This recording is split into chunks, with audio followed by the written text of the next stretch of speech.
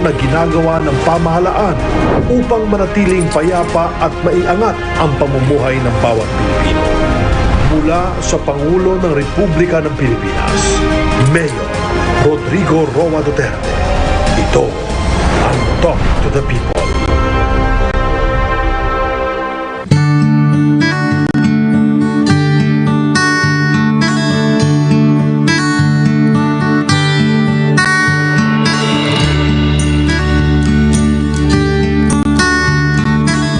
Maybe to save time and really make a presentation to the people tonight that's really complete in all aspects of governance. This time I had a talk with the military guys in the other room, and I gave them an overview of the land reform because alam mo, nakita mo noon ang battle cry nila was land for the landless. Tapos ang tira nila is land reform. Ang insurgency was most heightened in the areas where feudal system existed, for example in Negros. Yung mga I do not want to talk about it, but you know, generations after generations they till the land, at makikita nila ang with all the bagong kotse, bagong so it has drove our people, and rightly so, to desperation.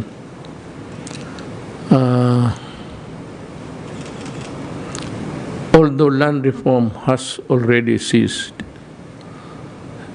sabi ko sa Department of Agrarian Reforms, for those guys who are beneficiaries of the land reform and who were declared to be legitimate to own a certain piece of a big landed owner, sabi ko sa kanya, they must be placed according to the law. Is the law. They must be placed in the possession of the land. So yan ngayon ang utos ko. An all government land, if it is not really something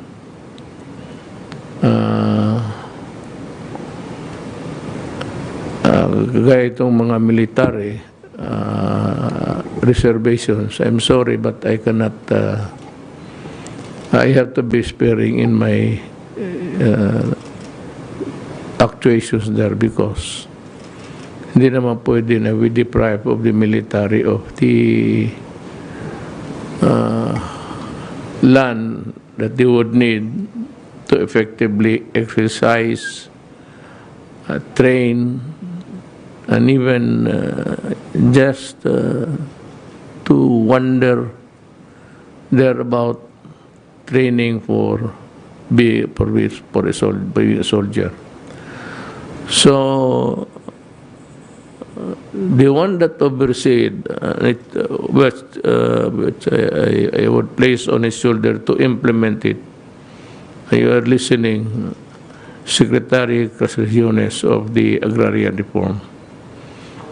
He will tell you his load and produkto niya to tell us how many hectares of land have we distributed to the Filipino. Kaya nawalaan na. Land issue is no longer relevant in the cause of the communists. Nawala na. Inunahan ko na sila. Ako na nagbibigay mismo at mamalaki. Kayong mga Pilipino, mas marunong ang gobyerno mas marunong ako mag-isip kay ako kung noon pa at kung inabutan ng panahon, isa rin akong mag-claim ng lupa under the land reform. Well, you know, changing fortunes of life never give us that privilege. Pero gusto ko na masabi sa Pilipinas ngayon, the whole country, what we have done so far to give lands to the Filipino. Secretary Castriones, you have the floor. Maraming salamat po, mahal na Pangulo. Sa ating pong mahal na Pangulo at mga miyembro ng gabinete, magandang gabi po sa inyong lahat. At lalong-lalo na po, isa pong mapagpalang gabi sa lahat ng mamamayang Pilipino, lalong-lalo na po yung isa sa mga tunay na bayani ng ating bansa, ang ating mga magsasaka. Tunay na pagbabago sa reformang agraryo, yan ang pangako ni Mayor Rodrigo Roa Duterte nang tumakbo siya sa pagkapangulo. Ang sabi niya, pataasin ang antas ng pamumuhay ng ating mga magsasaka. Palayain sila sa tanikala ng pagkaalipin sa lupa. Nang mag-umpisa ang Administrasyong Duterte, maraming hamon ang kanyang hinarap sa larangan ng agrarian reform. Una, ang balanseng ektarya ng lupa na pwede pang ipamahagi ay nasa 548,564 hektarya na lamang. Subalit karamihan dito ay problematic land holdings dahil sa mga pending na kaso. Dagdag pa rito, nagwakas na ang pag-i-issue ng Notice of Coverage noong 2014. Ikalawa, sa usaping legal, mahigit 50,000 mga kasong may kinalaman sa DAR Adjudication Board at Agrarian Law Implementation ang pending at wala pang kalutasan na siyang naging dahilan ng napakaraming protesta at pagkilos ng magsasaka sa lansangan. Ang kaso sa ilalim ng DARAB ay mga usaping may kinalaman sa hindi pagkakasundo sa pagitan ng mga may-ari ng lupa at mga magsasaka. Samantalang ang mga kasong kategorya ng Agrarian Law Implementation ay may mga kasong may kinalaman sa mga alituntunin sa pagpapatupad ng programa. Pangatlo, dinatnan ng Administrasyong Duterte ang 1.3 million hektarya ng lupa na ipinamigay ng mga nakaraang administrasyon bilang mga collective CLOA at apektado ang 1.1 million agrarian reform beneficiaries. Matindi ang problema na idinulot ng collective CLOA sa ating mga magsasaka sapagkat nag-away-away sila dahil hindi matukoy kung alin ang sa kanila sa collective CLOA. Masyadong minadali ng mga nakaraang administrasyon ang kanilang accomplishment sa pag-i-issue ng isang titulo para sa daang-daang magsasaka. Hindi sila makabayad ng kanilang amortisasyon sa land bank. Wala rin silang titulong maipakita para gamiting collateral sa pag-uutang sa financial institutions. At sa panig ng local government, hindi naman sila makasingil ng real property tax o amilyar sa mga magsasaka. Dahil sa mga problemang ito, di nakapagtatakang ang sektor ng mga magsasaka ang nanatiling pinakamahirap sa ating lipunan. Bilang pagtugon sa ganitong suliranin ng mga magsasaka, ang Pangulo at ang Kagawaran ay namahagi ng 516,000 hektarya ng mga lupain sa halos 405,800 na mga magsasaka. Pinangunahan ni Pangulong Duterte ang pinakamalaking pamamahagi ng mga lupain sa kasaysayan ng reformang agraryo. Ito ay ang pamamahagi ng Certificate of Land Ownership Award sa North Cotabato, kung saan mahigit 11,000 hektarya ang lupain ang pinamigay sa isang araw. At sa General Santos City naman ay mahigit 20,000 hektarya ng lupaing sakahan ang naipamigay sa region-wide distribution na ginawa sa isang araw lamang. Pagkatapos ng pagkabinbin ng 30 taon, sa wakas ay naipahimahagi na ang kontrobersyal at malalaking estado o pribadong lupain ni Mesutan at Luisa Luksin na parehong matatagpuan sa Capiz. Ganun din naman sa Arakan Valley sa North Cotabato. Sa unang pagkakataon sa kasaysayan ng agrarian reform, ang kalihim 10 ng kanyang mga opisyal at empleyado ng kagawaran ang mismong naghahatid ng mga titulo ng lupa sa mismong mga bahay at bukirin ng mga magsasaka. At yan ay tinatawag naming door-to-door bilang pagsunod sa utos ng Pangulo na ibaba at ilapit ang pamahalaan sa maralitang magsasaka. Bilang solusyon naman sa problemang dala ng collective CLOA, inilunsad ng DAR sa patnubay ng economic managers ng Pangulong Duterte ang proyektong Split o Support to Parcelization of Lands for Individual Titling. Pinondohan ito ng World Bank ng 19 bilyong piso at 5 bilyong piso naman ang mula sa national government. Mahigit sa 1.1 milyong magsasaka ang napipintong makikinabang sa Project Split na may mahigit na 1.3 milyong ektaryang lupain.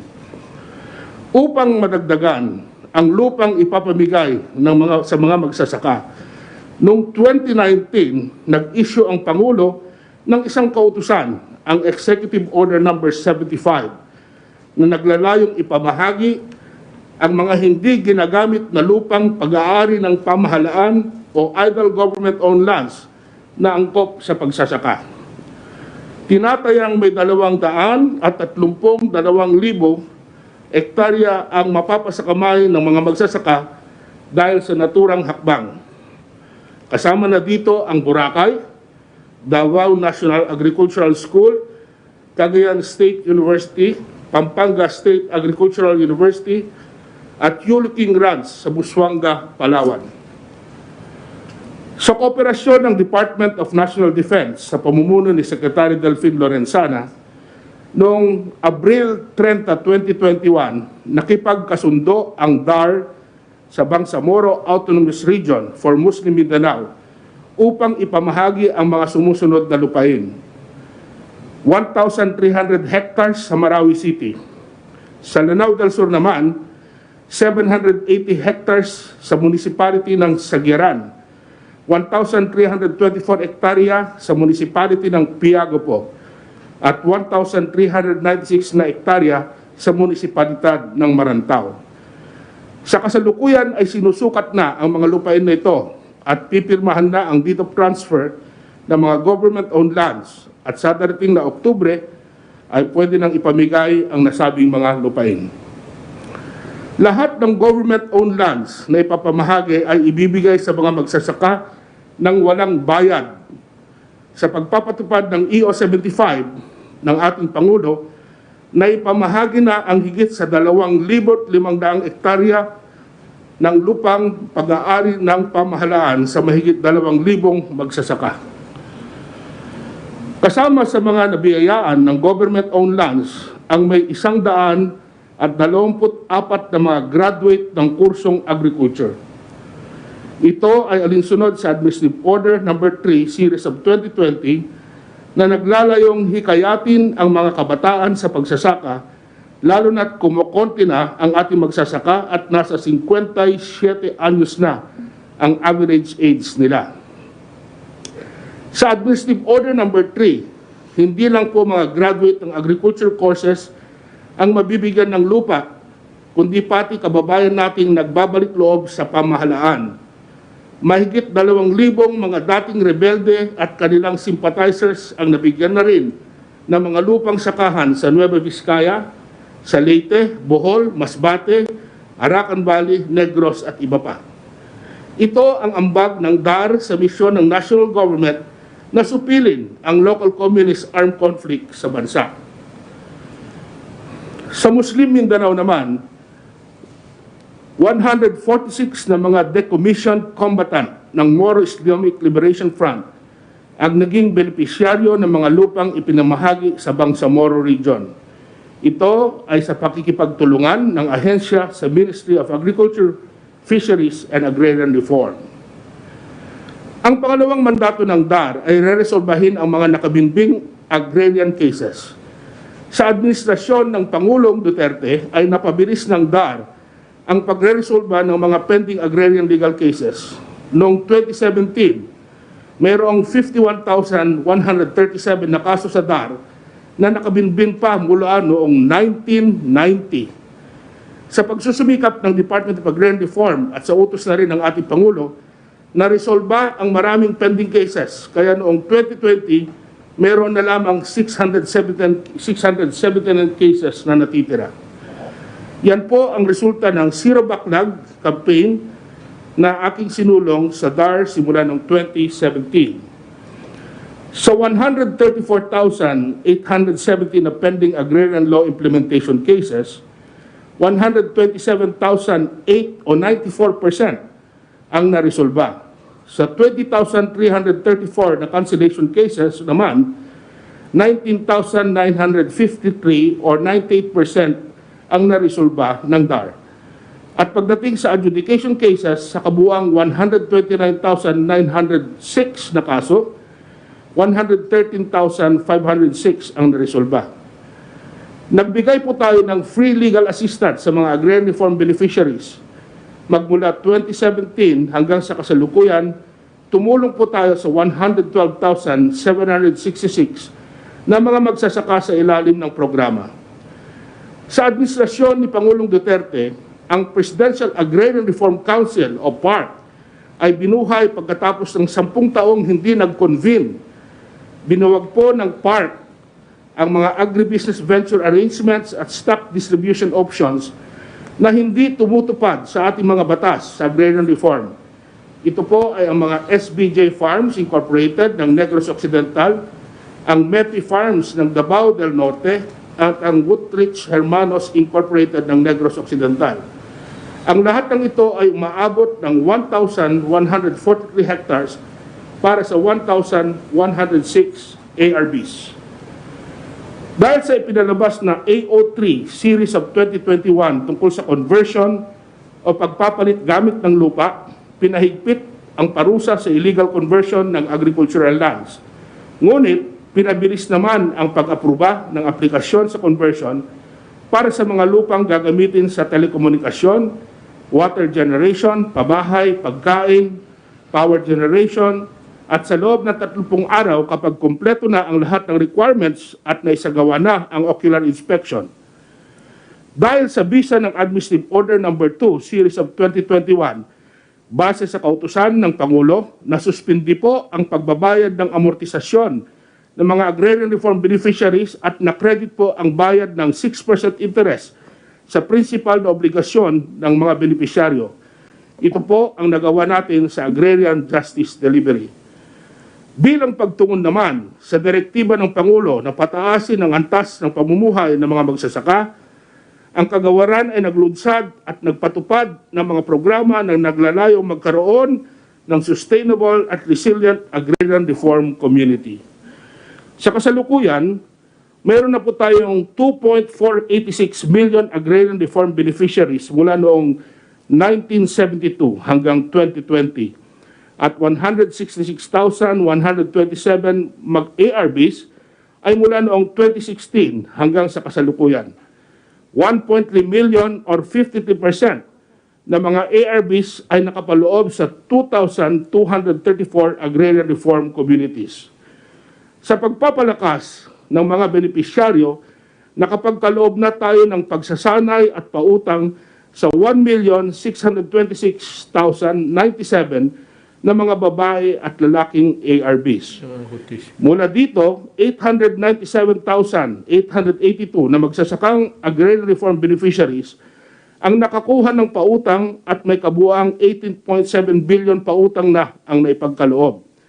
Simula sa termino ni Pangulong Duterte, lumago ang bilang ng agrarian reform communities sa 2,234 at nakabuo ng 178 na agrarian reform community clusters.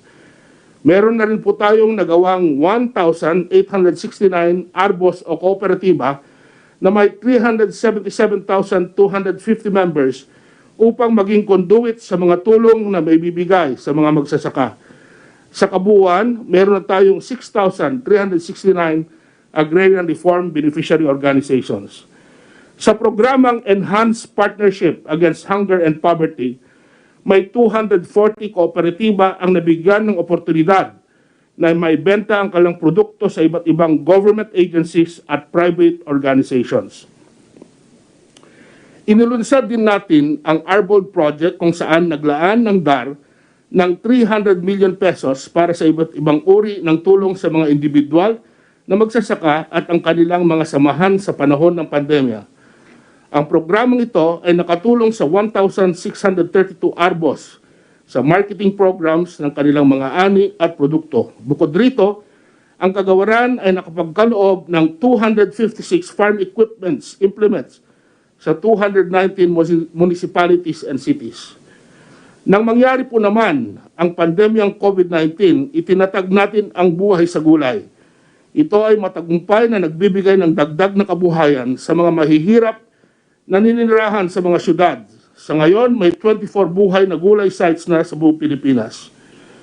Upang matugunan ang pangangailangan ng mga ARBs o magsasaka sa disenteng pamumuhay at pamamahay, ang DAR, katuwang ang Department of Human Settlements and Urban Development at lokal na pamahalaan ay naglunsad ng programang Pabahay o ang Balay para sa Magsasaka.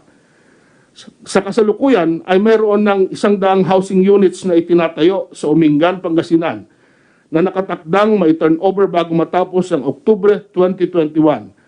Ang kubuang 184 na pabahay ay malilipatan na ng ARBs sa Disyembre 2021.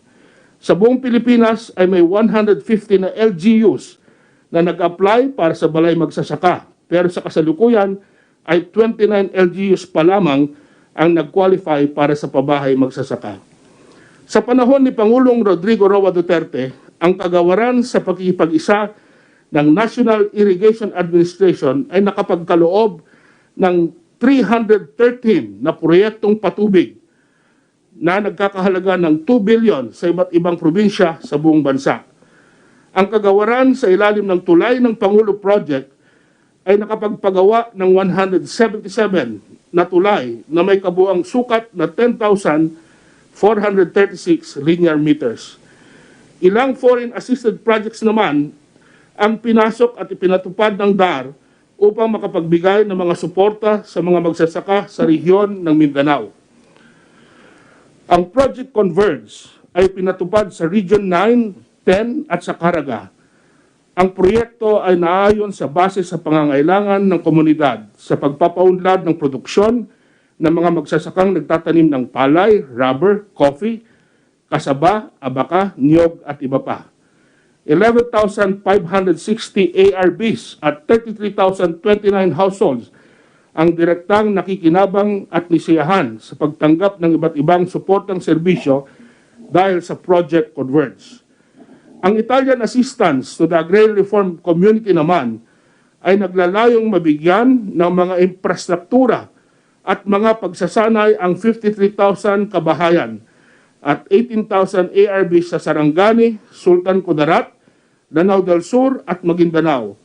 Sa tulong ng gobyerno ng Italia, ang Pilipinas ay napagkalooban ng 1.5 billion na loan para maisakatuparan ang mga proyekto gaya ng farm-to-market roads, tulay, irigasyon, patubig sa mga kabahayan, solar dryers at warehouses. Nakinabang naman sa Mindanao Sustainable Agrarian and Agricultural Development o MINSAAD project ang 7 probinsya ng Mindanao. Ito ay ang Lanao del Norte, Bukidnon, Davao de Oro, Davao del Sur, North Cotabato, South Cotabato at Sultan Kudarat. Layunin ng proyektong ito na maitaas ang produksyon, halaga ng produkto at kita ng mga magsasaka sa pamamagitan ng pagkakaloob ng mga infrastruktura at suportang serbisyo sa 69,091 benepisyaryo ng proyektong ito. Para masiguro na lahat ng agrarian reform beneficiaries ay nahahatiran ng mga suportang serbisyo, ang DAR ay nagsasagawa ng validasyon ng mga existing CLOAS na inisyu ng ahensya. Nauna na ang validation project ng mga lalawigan ay ang mga Cavite, Oriental Mindoro at Nueva Vizcaya. Mahal na Pangulo, bago ako magtapos, gusto ko lamang sanang ibahagi ang mga larawan na ito. Nang may talaga ako bilang kalihim ng Department of Agrarian Reform noong 2017, ganitong imahe ang sumalubong sa akin sa pagpasok sa opisina. Parating may nagrarally sa harap ng DAR.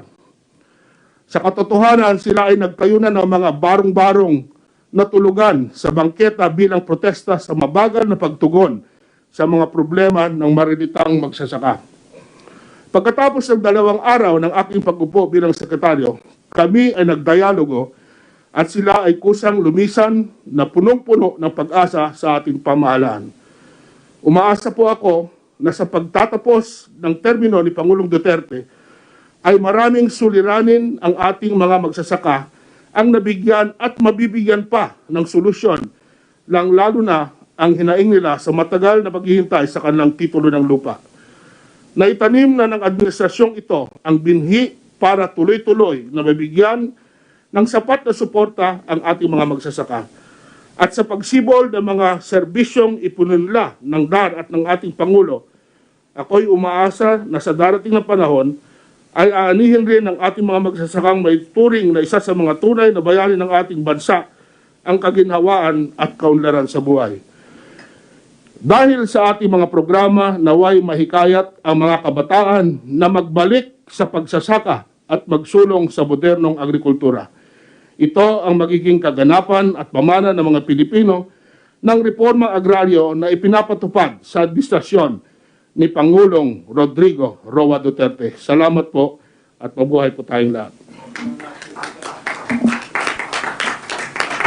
Salamat, Secretary Casaciones. Ang akin ito is, we have so many months left. But ang akin ito is, what we promise to the people, we should deliver. If we cannot deliver, we do not make any promises. Napakaganda ng presentasyon mo, Secretary Casaciones. And you're one of the hard-working, lahat man kayo. At may ipangkita kang resulta ng trabaho to equal the trust that I placed upon you to handle itong land reform at saka itong agrarian reform. By the way, yung irrigation na yan was a campaign promise noon na ilibre ko na sila sa tubig. At ayan ngayon, they used to pay 5,000. And I remember somewhere in Bulacan, malaala ito ng mga tao doon. Kasama yung mga kaharap ko na NPA. And they were asking for a relief of the yearly 5,000. Bayaran nila sa irrigation. Ang sabi ko, kung manalo ako, I will abolish that. And sa awa ng Diyos, nanalo ako at tinupad ko yung pangako ko. And the first thing I did was to appoint General Visayas. I hope, General, that you are really working sincerely in your task so that the people can find a relief of satisfaction for this government. Yung bago ako sabihin ko lang kung sino yung mga tao dito. Si Secretary Jan Casaciones, ito yung SEDAR, ito yung nagpa-iral. He was the one implementing the reforms we had for the agrarian reform at saka yung mga tao na who were beneficiaries and who should be placed already in possession. At hindi na ho, kasi naman tinatakot, gano'n. Minsan may mga armado. Kaya sabi ko, sa military, pati police, na if there's any controversy there regarding the placing of possession of a certain awardee sa land reform force the issue. Pilitin ninyo, ilagay ninyo sa pwesto ng tao. Then, ibang mga presenter ngayon is ang sunod si Secretary Francisco Duque. Then, we have Secretary Leopoldo Bongvega. Ito, imported ito from Davao. Kinuha ko talaga ito simply for his honesty. He has been the head of the Davao Medical Center until he retired. At ito yung 67.3 billion deficiencies. Alam mo, I am not criticizing anybody, especially itong kuha. But I've been mayor. So may alam na ito, Ben Horace, si MMD, alam niya, mayor siya ng, may mga project tayo. Baklaking project.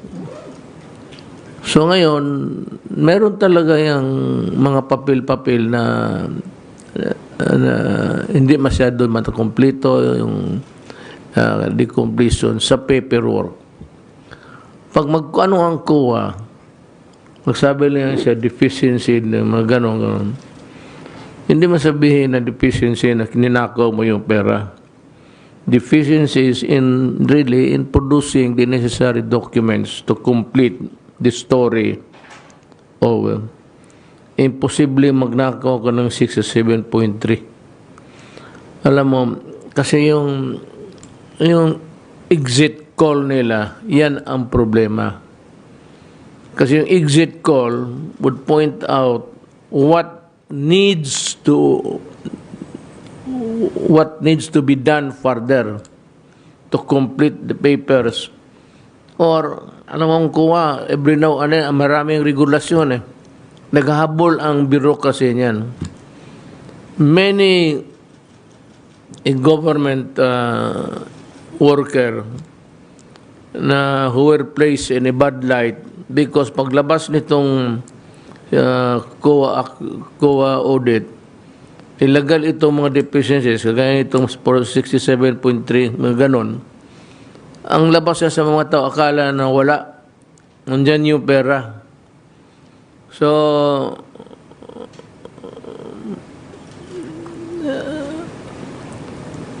I don't know, but it would also run counter to public policy if you do not publish it, just to inform the people of what is going on. But to the issue of whether the money has been stolen, that is pure bullshit. So, gano'n yan. So, we will explain. Tinawag ko itong si Vega, si Bong, dahil matagal ito nagpatakbo ng ospital. At ngayon sa Mindanao, makita ninyo yung Davao Medical Center or southern sa Philippines. Pero still it call it Davao Medical Center. Kasi napakaganda. It's almost like a private, it is like a private hospital on all fours. Malinis, efficient delivery of whatever. Ang ano lang, ang mga tao is sobra-sobra ang talagang kulang ang mga ospital natin. That should, you should add something like itong mga national hospitals. If we can have about 30 more all over Mindanao, okay yan. Regional hospital. It would help the country, and it would also make the Mindanaoans realize that they are not, they have not been abandoned, but that they are not left to their, to do their own problem of solving. Kailangan, we have to give these seedlings, lahat, ang hinahanap, ang masakit nung mayor ako, magpunta itong mga tao from the uplands. And they would just say, Mayor, abono lang yung kailangan talaga namin. Abono is fertilizer. So, yung seedlings, fertilizer and all, should be given freely to itong mga tenants, awardees of 3-4 hectares para yung kung ano man pera nilang kunti to tide them over next harvest. I think kung may pera man, ako, I am in favor of giving the total cooperatives naman yan sila lahat ngayon, halos. Giving them the walang pera. Ito kasi ang ano talaga, I don't know, basta ang Pilipinos, mabuti pera na lang, goods na lang. Kailangan mo ng pagkain, o ito yung karne norte. Kailangan mo ng ito yung pan. Sige, buksan mo. Nung sabi mo, gutom ako, magbili lang yan ng biskwit, tapos maghigop ng siya mo ang poop.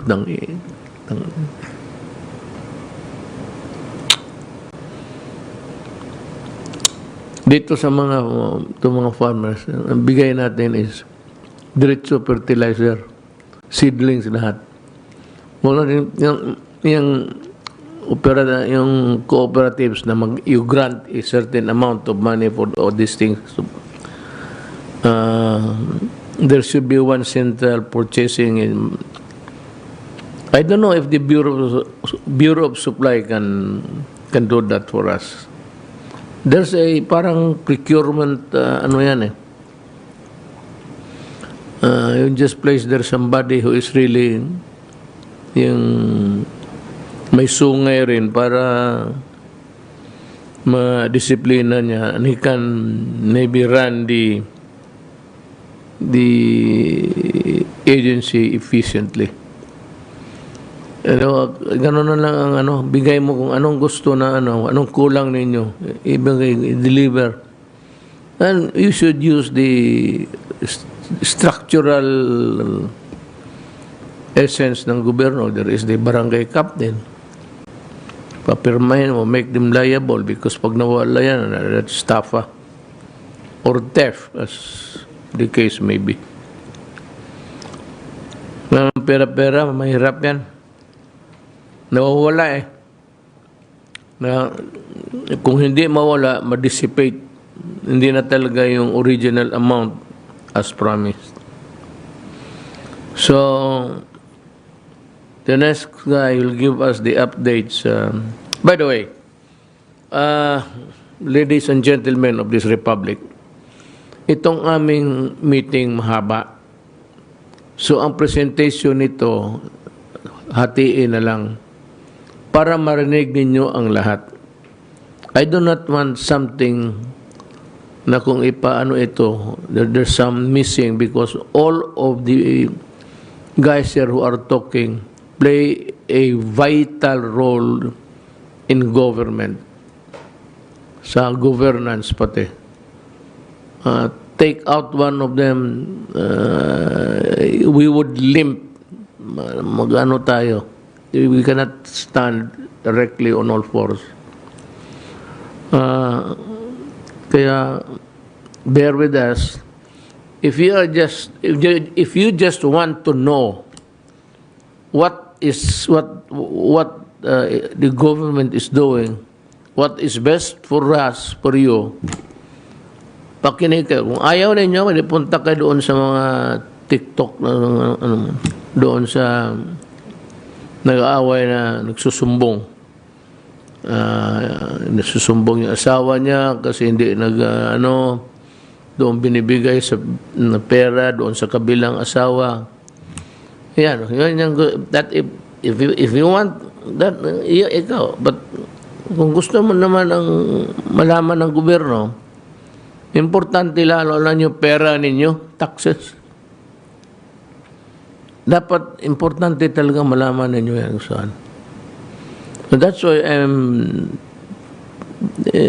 painstakingly doing all of these things. Just to inform you, because it is important of the right of the people to be informed. I'd like to call Secretary Doki for the updates of COVID-19. Kindly listen, because we have a more serious problem coming up.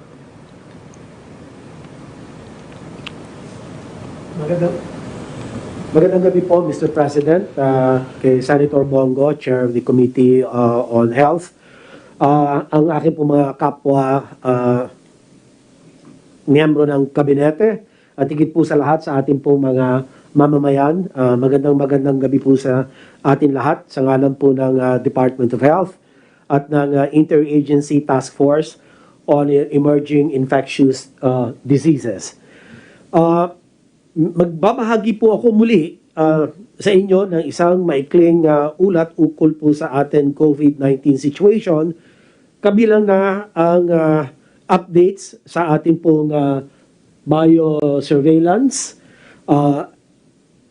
at ang ating pong rekomendasyon sa usapin ng pediatric vaccination o pagbabakuna sa mga batang edad 17 taon at pababa.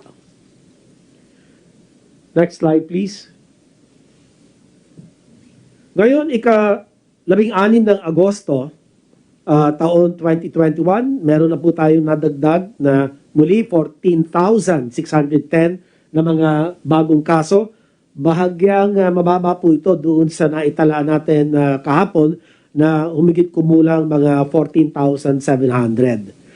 At ang ating pong pangkalahatan na bilang ng kaso ay umabot na po sa 1,755,846.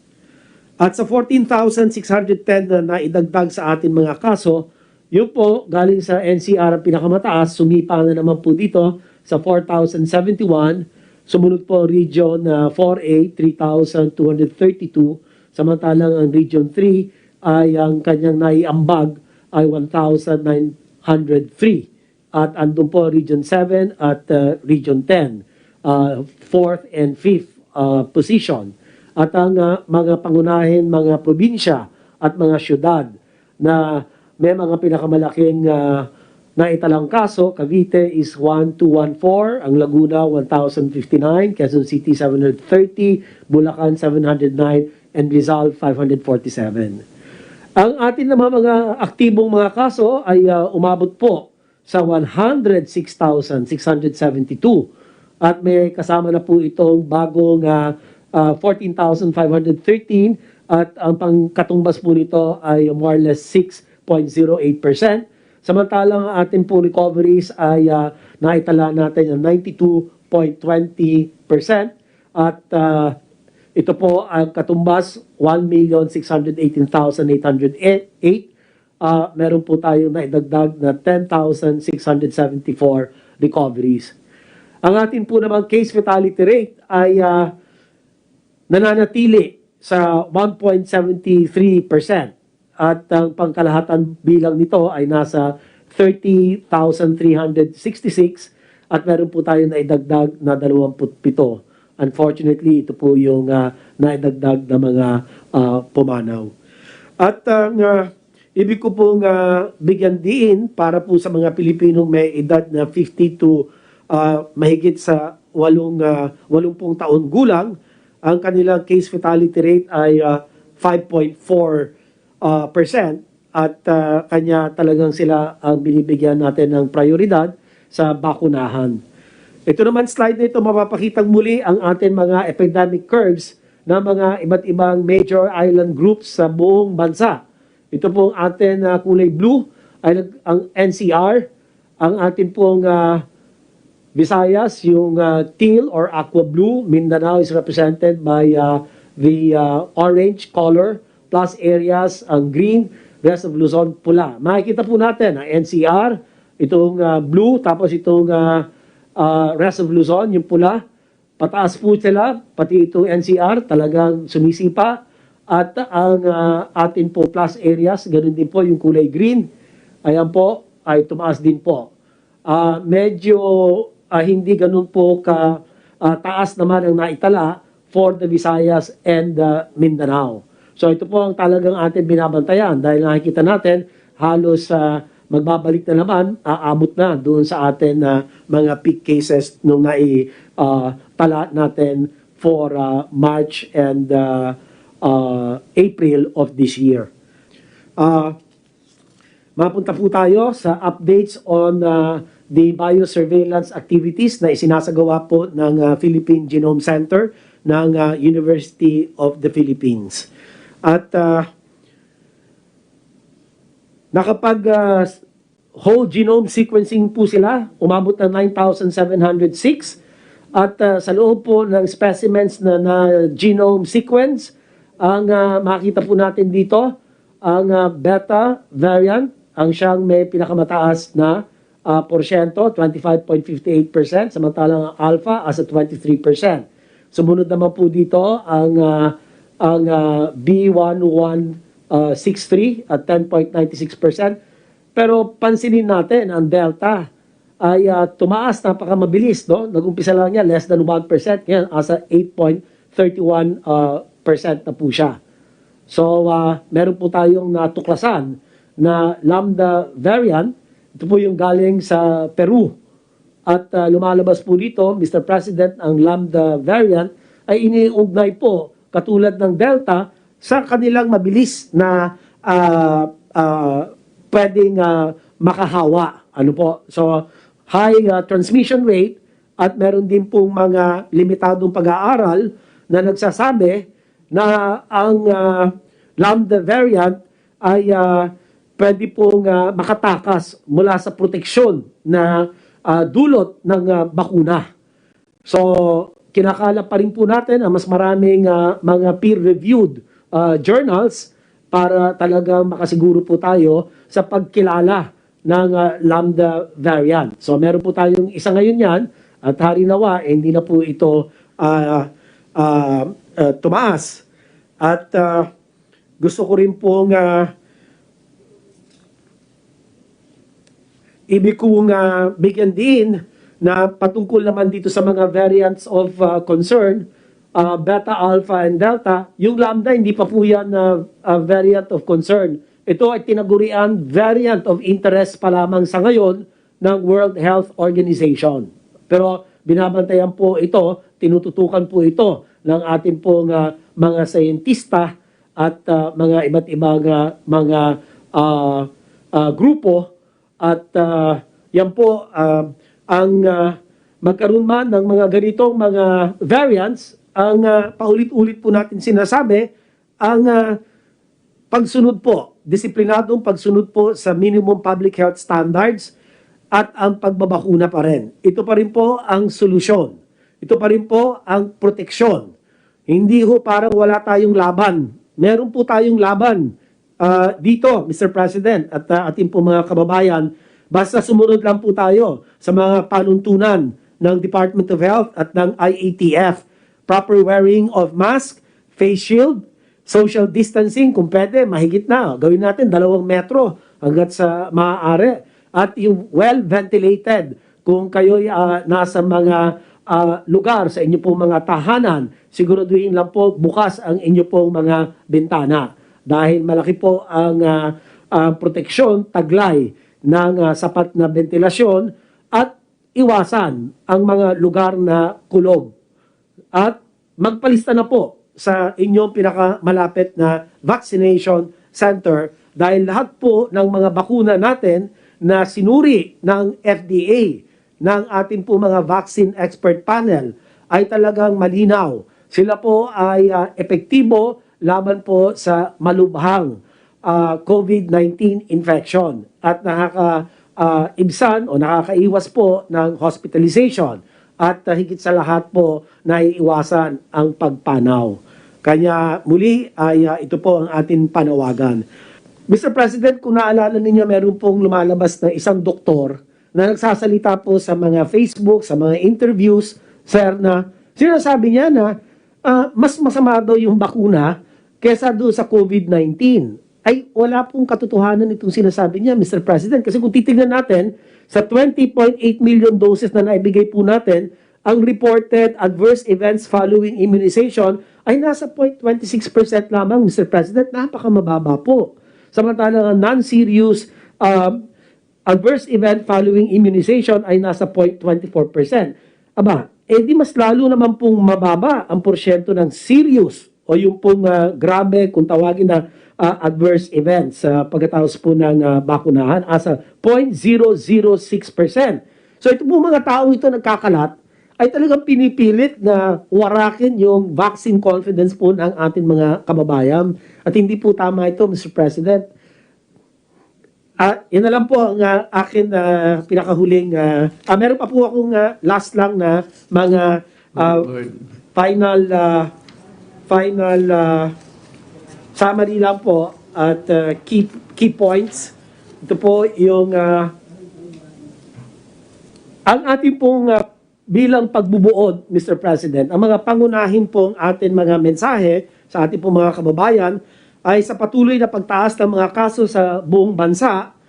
Kinakailangan ang mga lokal na pamahalaan na tukuyin ang mga hotspots at clusters o mga partikular na barangay o mga lugar na nagkakaroon po ng spikes at ilagay ang mga ito sa ilalim ng mahigpit na granular lockdowns, mabilis na tukuyin ang mga kaso at close contacts at mabilis na ipadala sila sa nararapat na quarantine or isolation facilities. Pangalawa po, sa pagdami ng mga natutukoy na kaso ng Delta variant sa bansa, nananawagan po kami sa lahat ng implementing agencies na patuloy na ipatupad ang ating pong PDITR strategies, palakasin ang kanya-kanyang health system capacity, palawigin ang pagbabakuna. Ang mga estratehiyang ito po ang makakapagpababa ng ating mga kaso at makapagbibigay proteksyon sa ating pong mga kababayan at magbibigay daan upang mabuksan natin muli ang mabawi natin ang dating sigla ng ekonomiya sa lalong madaling panahon. At huli ay nananawagan kami sa bawat Pilipino na maging mapagmatsyag at pigilan ang pagkalat ng maling impormasyon.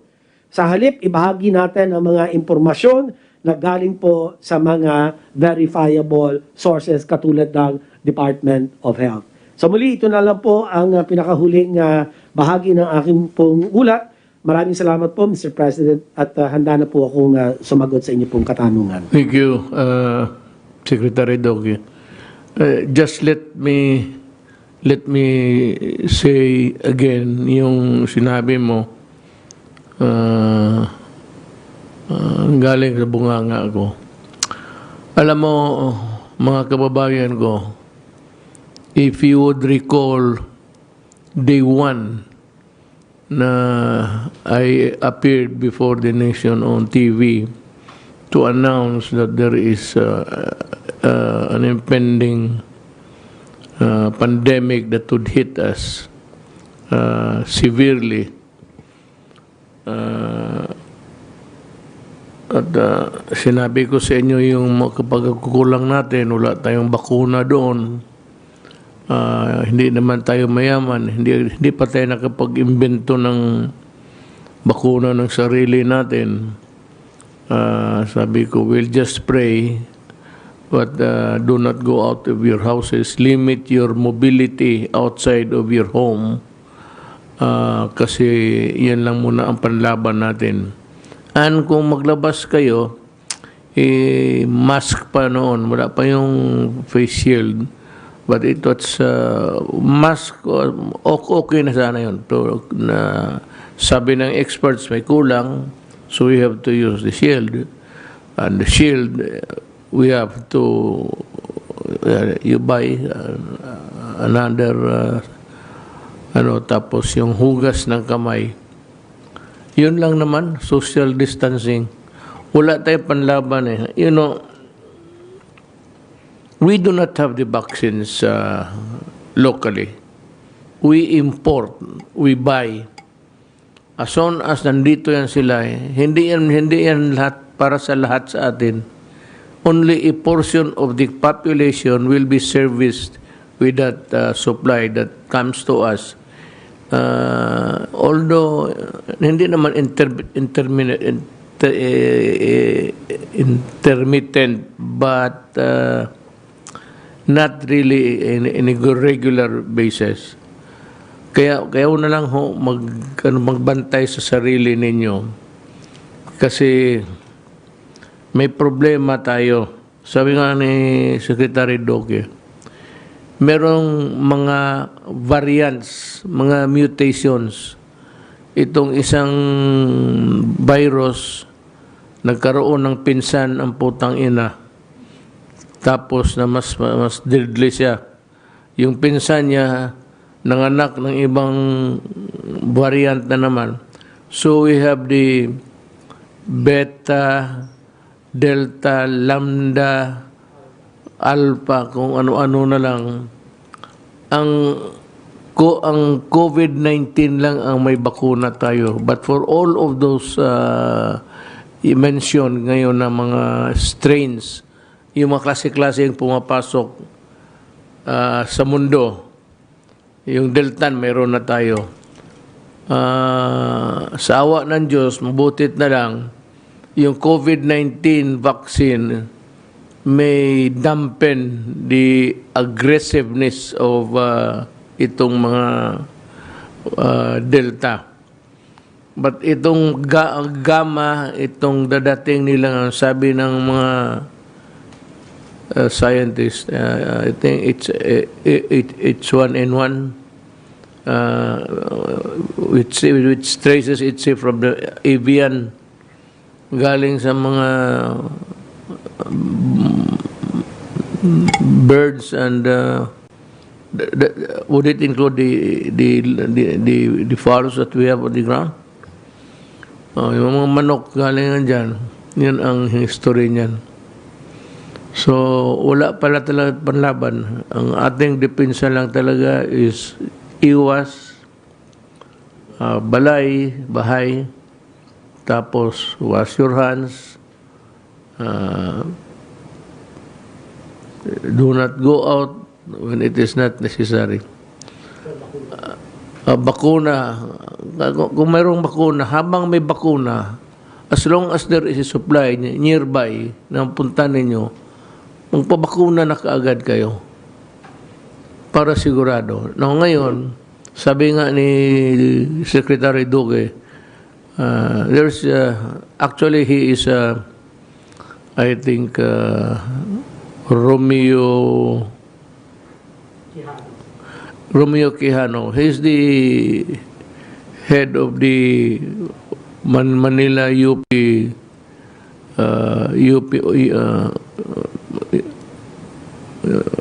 School of Medicine of UP in Manila. Retired. Siya retired na siya. Sabi niya hindi siya naniniwala sa bakuna. On the other hand, ang bakuna raw baka tuloy precipitate na mahihina ka, magkaroon ka ng ibang anyo sa katawan mo, inside, whatever, at it would endanger your life. So, siya mismo, hindi siya naniniwala. Alam mo, nasabi ko ba sa inyo, ito publicly, I'm sure the Chinese guys are listening, and Mr. Xi Jinping, pag-umpisa nito, nung nag-announce ako na may music pa na parang malungkot, I called the President of China, President Xi Jinping, at sinabi ko sa kanya, alam ko na na-project ko na kanya-kanya ito. Kami muna bago kayo. Yun ang mangyayari talaga. Pag magano mga klaseng event sa buhay natin, kami muna bago kayo. So sabi ko sa kanya, mahirap lang kami. We know we would be a tail ender. Nasa huli kami nito. But if you have some extra, bago lang ito, kumpisa lang, pwede ba kaming mapagkalooban mo ng konti para sa bayan ko? Sabi niya, do not worry, we will help you. Kaya dumating yung mga bakuna. I am just asking America to give us more. Kung meron lang sila. I know that mauna kami. Kami muna. We first before you. We understand it and we accept it. But if there is an excess of supply sa inyo, pakitulong naman dito sa bayan ko. We have the money. We buy. We do not ask. We have saved money for this event. Yun ang totoo dyan. Sabihin ko na sa publiko, bakit ako pumayag? It's because of the bakuna. Kasi nung pag-umpisa, talagang tumawag ako kay ang nagbigay na lang walang no strings attached ang China. Until now, walang hiningi yung China sa akin, baski bullpen. Walang pinakausap, wala lahat. Except that their boats are there. Sabi ko naman, sinabi ko na, ako rin, sabi ko, maglagay ako. That's about 1 month or 2 months ago. Sabi ko, I want my ships also there. I do not want war with anybody. Not with China, lalo na Amerika, kasi nandito sila sa lupa natin. Pero as a feature or semblance of our claim, meron tayong mga barko dyan. At saka hindi ko napapaalis yun yan. No way na magsabi ako, atras kayo, na ginawa nila Trillanes pati ni Alberto Pasador. No way ako magano. Sabi ko, kung magkalitsehan, wala tayong magawa. We have to fight. Because I am not about ready to retreat. Yun lang. Bantay kayo dito sa bakuna na virus na bago. May sabihin ako sa inyo, ha. In Europe, yung Spanish flu, 1918 to 1919, 500 million were infected or contaminated. 100 million died. Estimate lang yan. From 17 to 100 million ang namatay. Those reported and unreported. Sali-sali na yan, an estimate.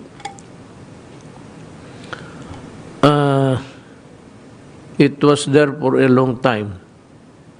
In the air, circling. So it changed this lifestyle of the people of Europe at the time. Now, this is worldwide, so it has changed the lifestyle of everybody in this planet. Gone are those days. Wala na yun. Swerte tayo, nakatikim tayo, na noon makapasyal tayo, mag-inuman, paskisan, nari i-care about getting a virus somewhere.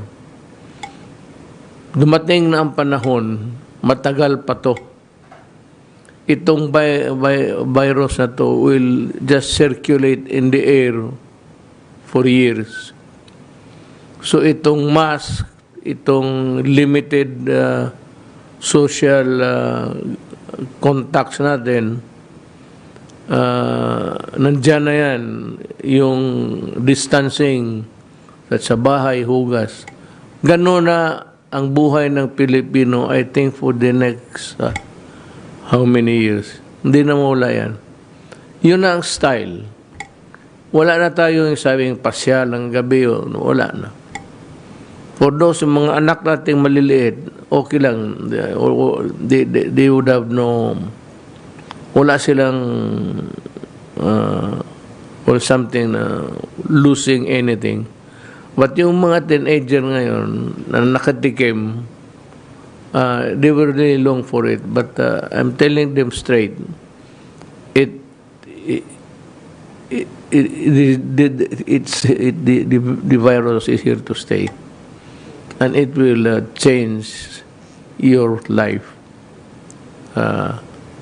at least forever, until mawala ito. Yun ang ano natin. And it will continue to claim lives. Kayong mga Pilipino, makinig kayo sa akin. Kung hindi kayo magpabakuna, I do not want to, I respect the narratives of Dr. Romeo Quijano. Nire-respeto ko, so hindi man naman ako doktor. I will not, tangle with you there. Pero sabihin ko sa mga Pilipino, pag the first opportunity, pabakuna kayo. It might save your life. Baka hindi mo pa panahon. Ang panahon, ang buhay, panahon mamatay. Pero kung may bakuna ka, baka, abutin ka pa sa katandaan.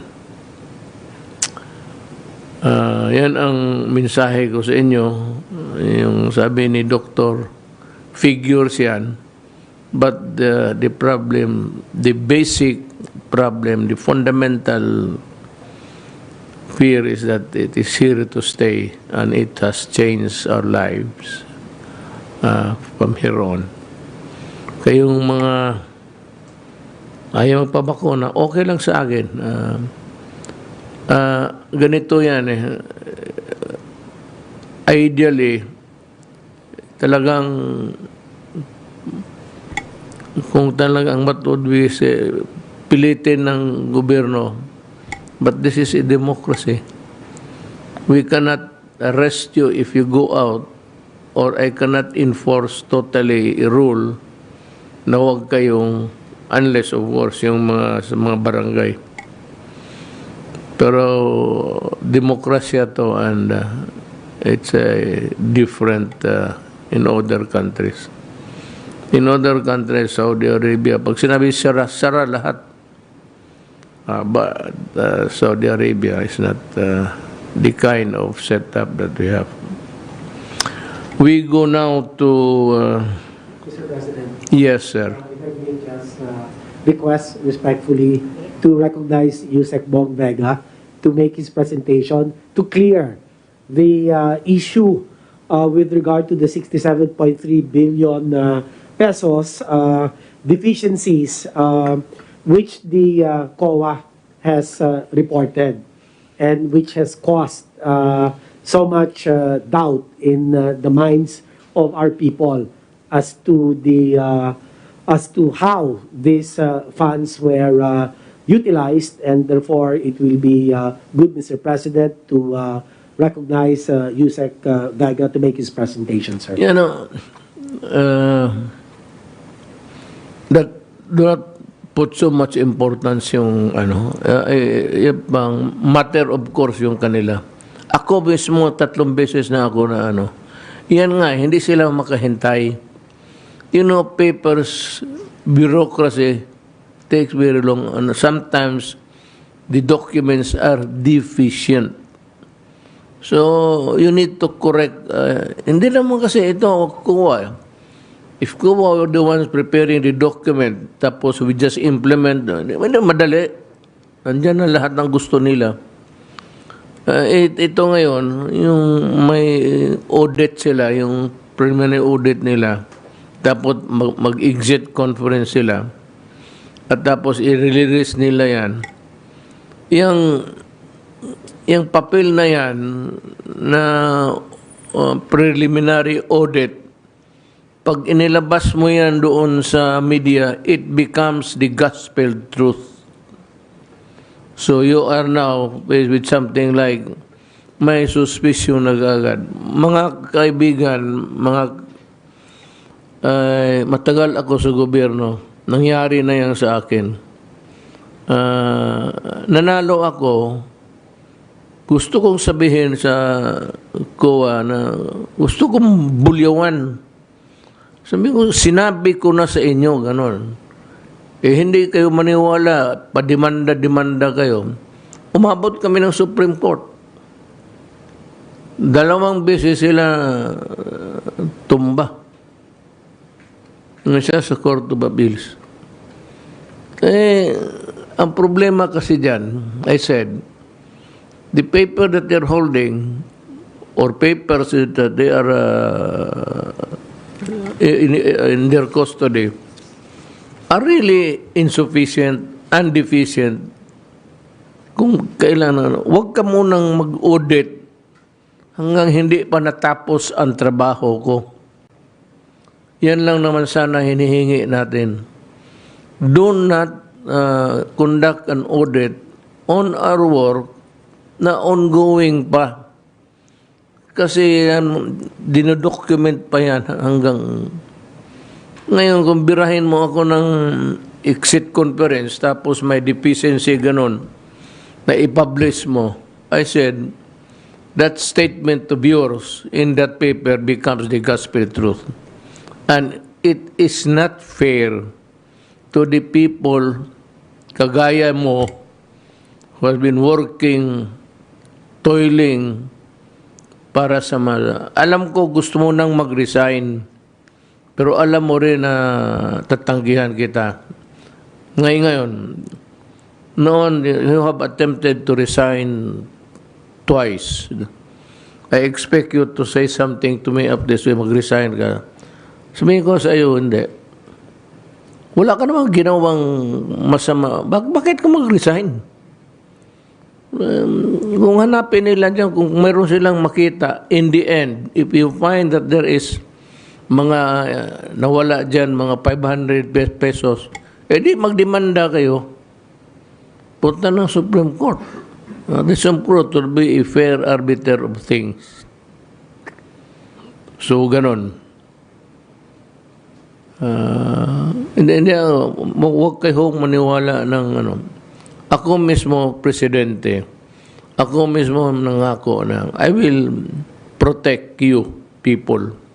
It includes your money. Do you think papayag ako na may isa dito sa cabinet member magnakaw basket 1,000? You really think that I would allow it? Siyempre, dadating sa akin yung report na yan, may mag-report pa talaga, sir, si marami dyan sa ibang departamento, but not the cabinet members. Yung mga papel na kulang-kulang doon sa baba, ang problema, it is attributed to the head of the department. Hindi niya kaya lahat tignan yung papel araw-araw. Sus Maria Josep. At sasabihin ko sa inyo, ako na mismo ang nagsasabi sa inyo, papayag ako. You think I would allow magkabarilan kami kung ganun?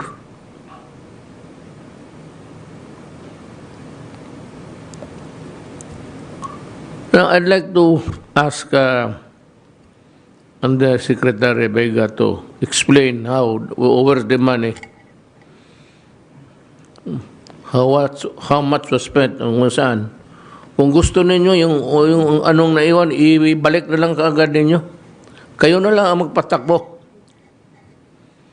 sa COVID program. You return the money. Whatever is left of that, hindi pa nagastos.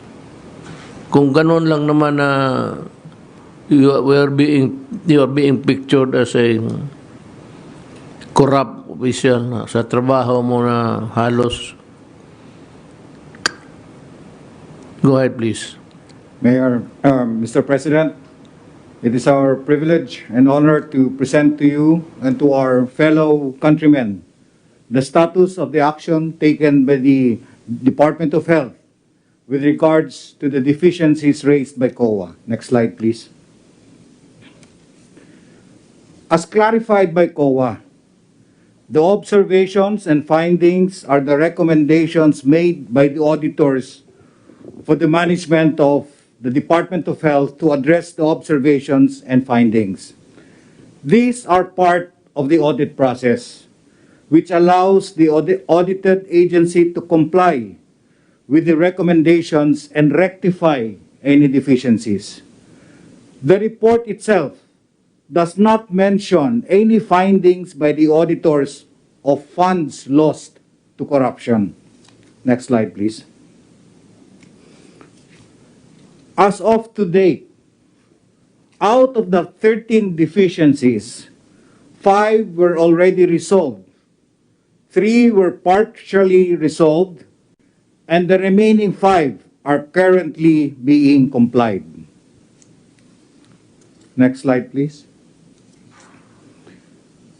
COA flagged that our transfers to PSDBM for the procurement of PPEs, testing kits, medical supplies, and other hospital equipment for COVID-19 response were not covered by Memorandum of Agreement.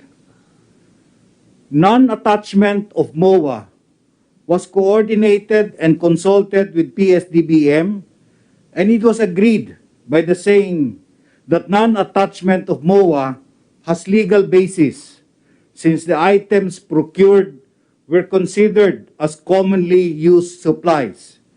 GPPB Resolution number 03/2020. Constant coordination with the procurement agencies to ensure that needed supplies are delivered at the possible time.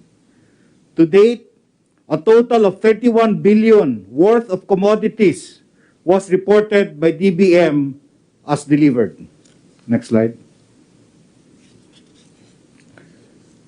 The unobligated allotment of 11.8 billion from Bayanihan 1 and 2, including foreign loans as of December 31, 2020, are composed of GOP fund of 7.1 billion and foreign loans of 4.7 billion.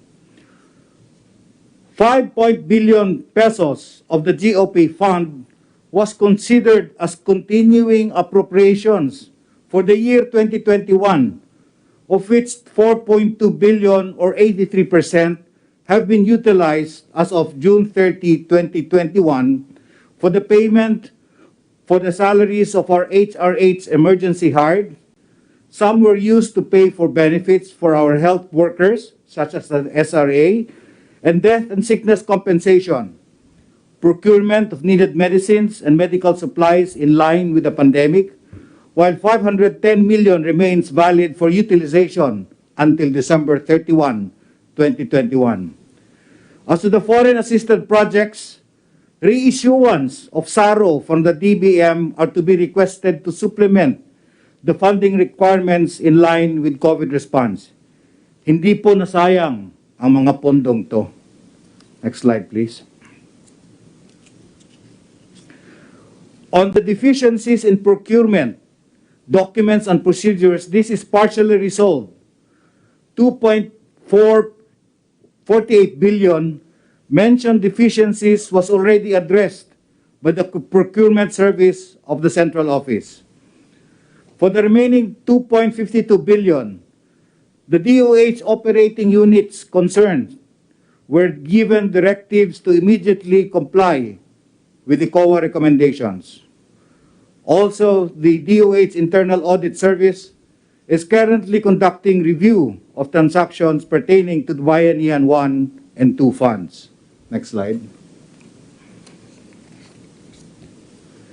There are also donations in kind with a total of 1.4 billion, to which our government retained hospitals, specifically Jose Reyes Memorial Hospital, Tondo Medical Center, and San Lazaro Hospital, missed to submit summary report list of donations received as of December 31, 2020. To date, upon validation from these concerned hospitals, they were able to provide COA the required listings. Next slide, please. around 275 million meal allowance were flagged by COA as unauthorized. In providing meal benefits, our health facilities had to be creative, especially as our healthcare workers bemoaned the provision of meals in the literal sense. Napapanisan sila ng pagkain, hindi nakakain sa tamang oras, at nasasayang lamang kung pagkain ang binibigay ng ating hospitals. The DOH sought the approval of the Office of the President to provide the meal benefits through other forms, and OP has listened and approved provision in cash equivalents. Hence, this COA observation must be considered as resolved. COA flagged that 74 million worth of medical equipment and supplies for COVID-19 response of various hospitals remain unutilized at the end of the year 2020. These observations were mostly resolved. While waiting for completion of COVID-19 wards, some equipment were used by other wards of the hospital. We believe that our hospitals should also be given leeway to adjust their operations kung saan po ang pangangailangan. Nonetheless, we have asked the concerned units to respond to this. COA also flagged that while the implementing units went through emergency procurement process, some deliveries were delayed, thereby negating the use of the method.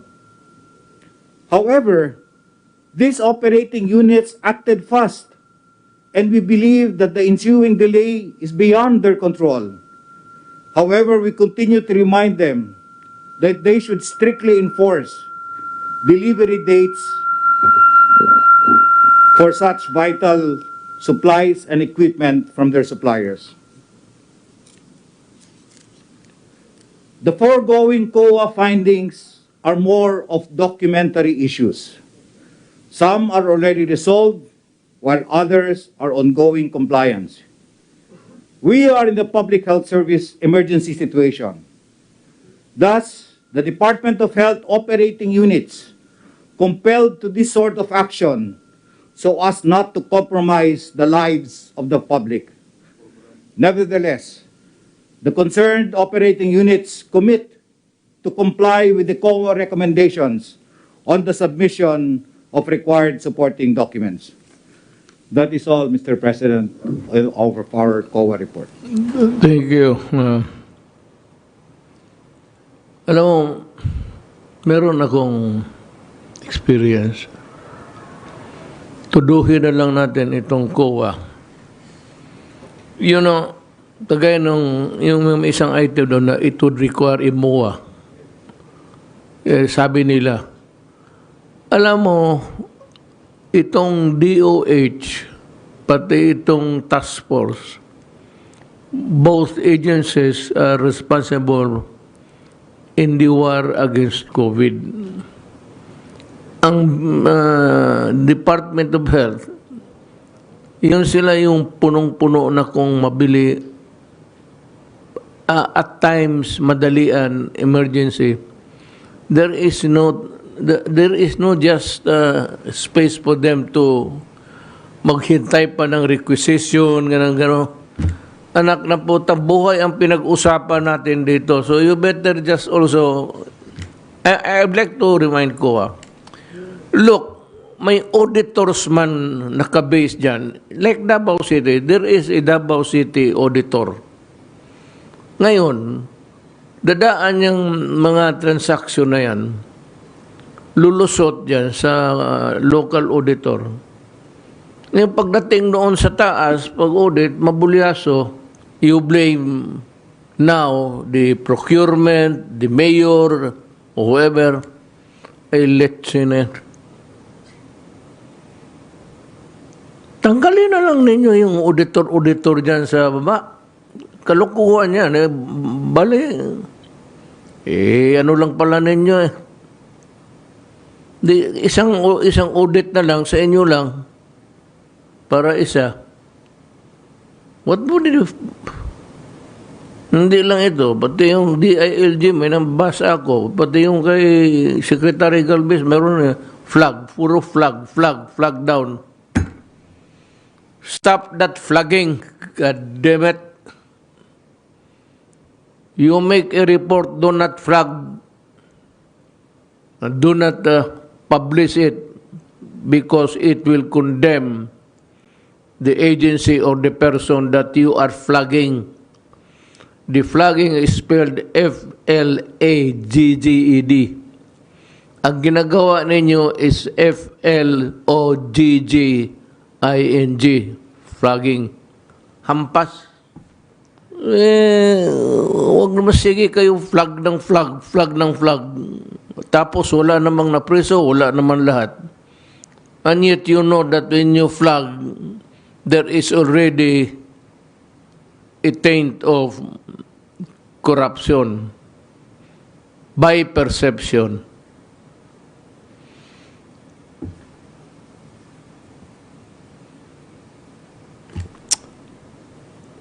You cannot, this COVID-19 will never be won by the way you are also behaving. Alam ninyo, emergency to. It is a matter of life or death. So you have to understand and give it a little elbow room to move. Make emergency purchase, mag-utang. Ang utos ko ganon. Kung wala kayong, sa lahat sa gobyerno, especially connected with COVID, kung wala, mag-utang kayo. Hindi kayo papayag na you do everything you can. Mamatay, nakita mo yung mga frontliners. Tapos, wala kang ibigay na suporta. By the way, itong frontliners, unahin mo na lang. If there is enough money, bayaran mo yung... Saka yung mga medisina, utangin mo. Huwag mo sundin yung kuwa. Batangan, kuwa na. Wala namang mangyari dyan.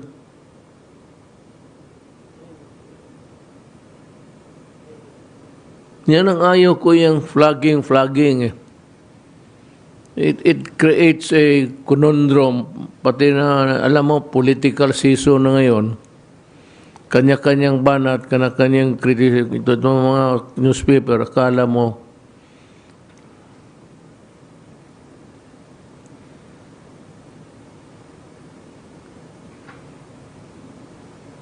as if they are the epitome of propriety and decency.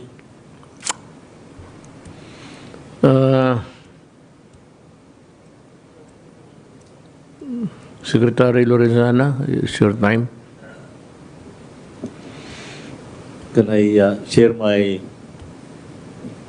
slides, please?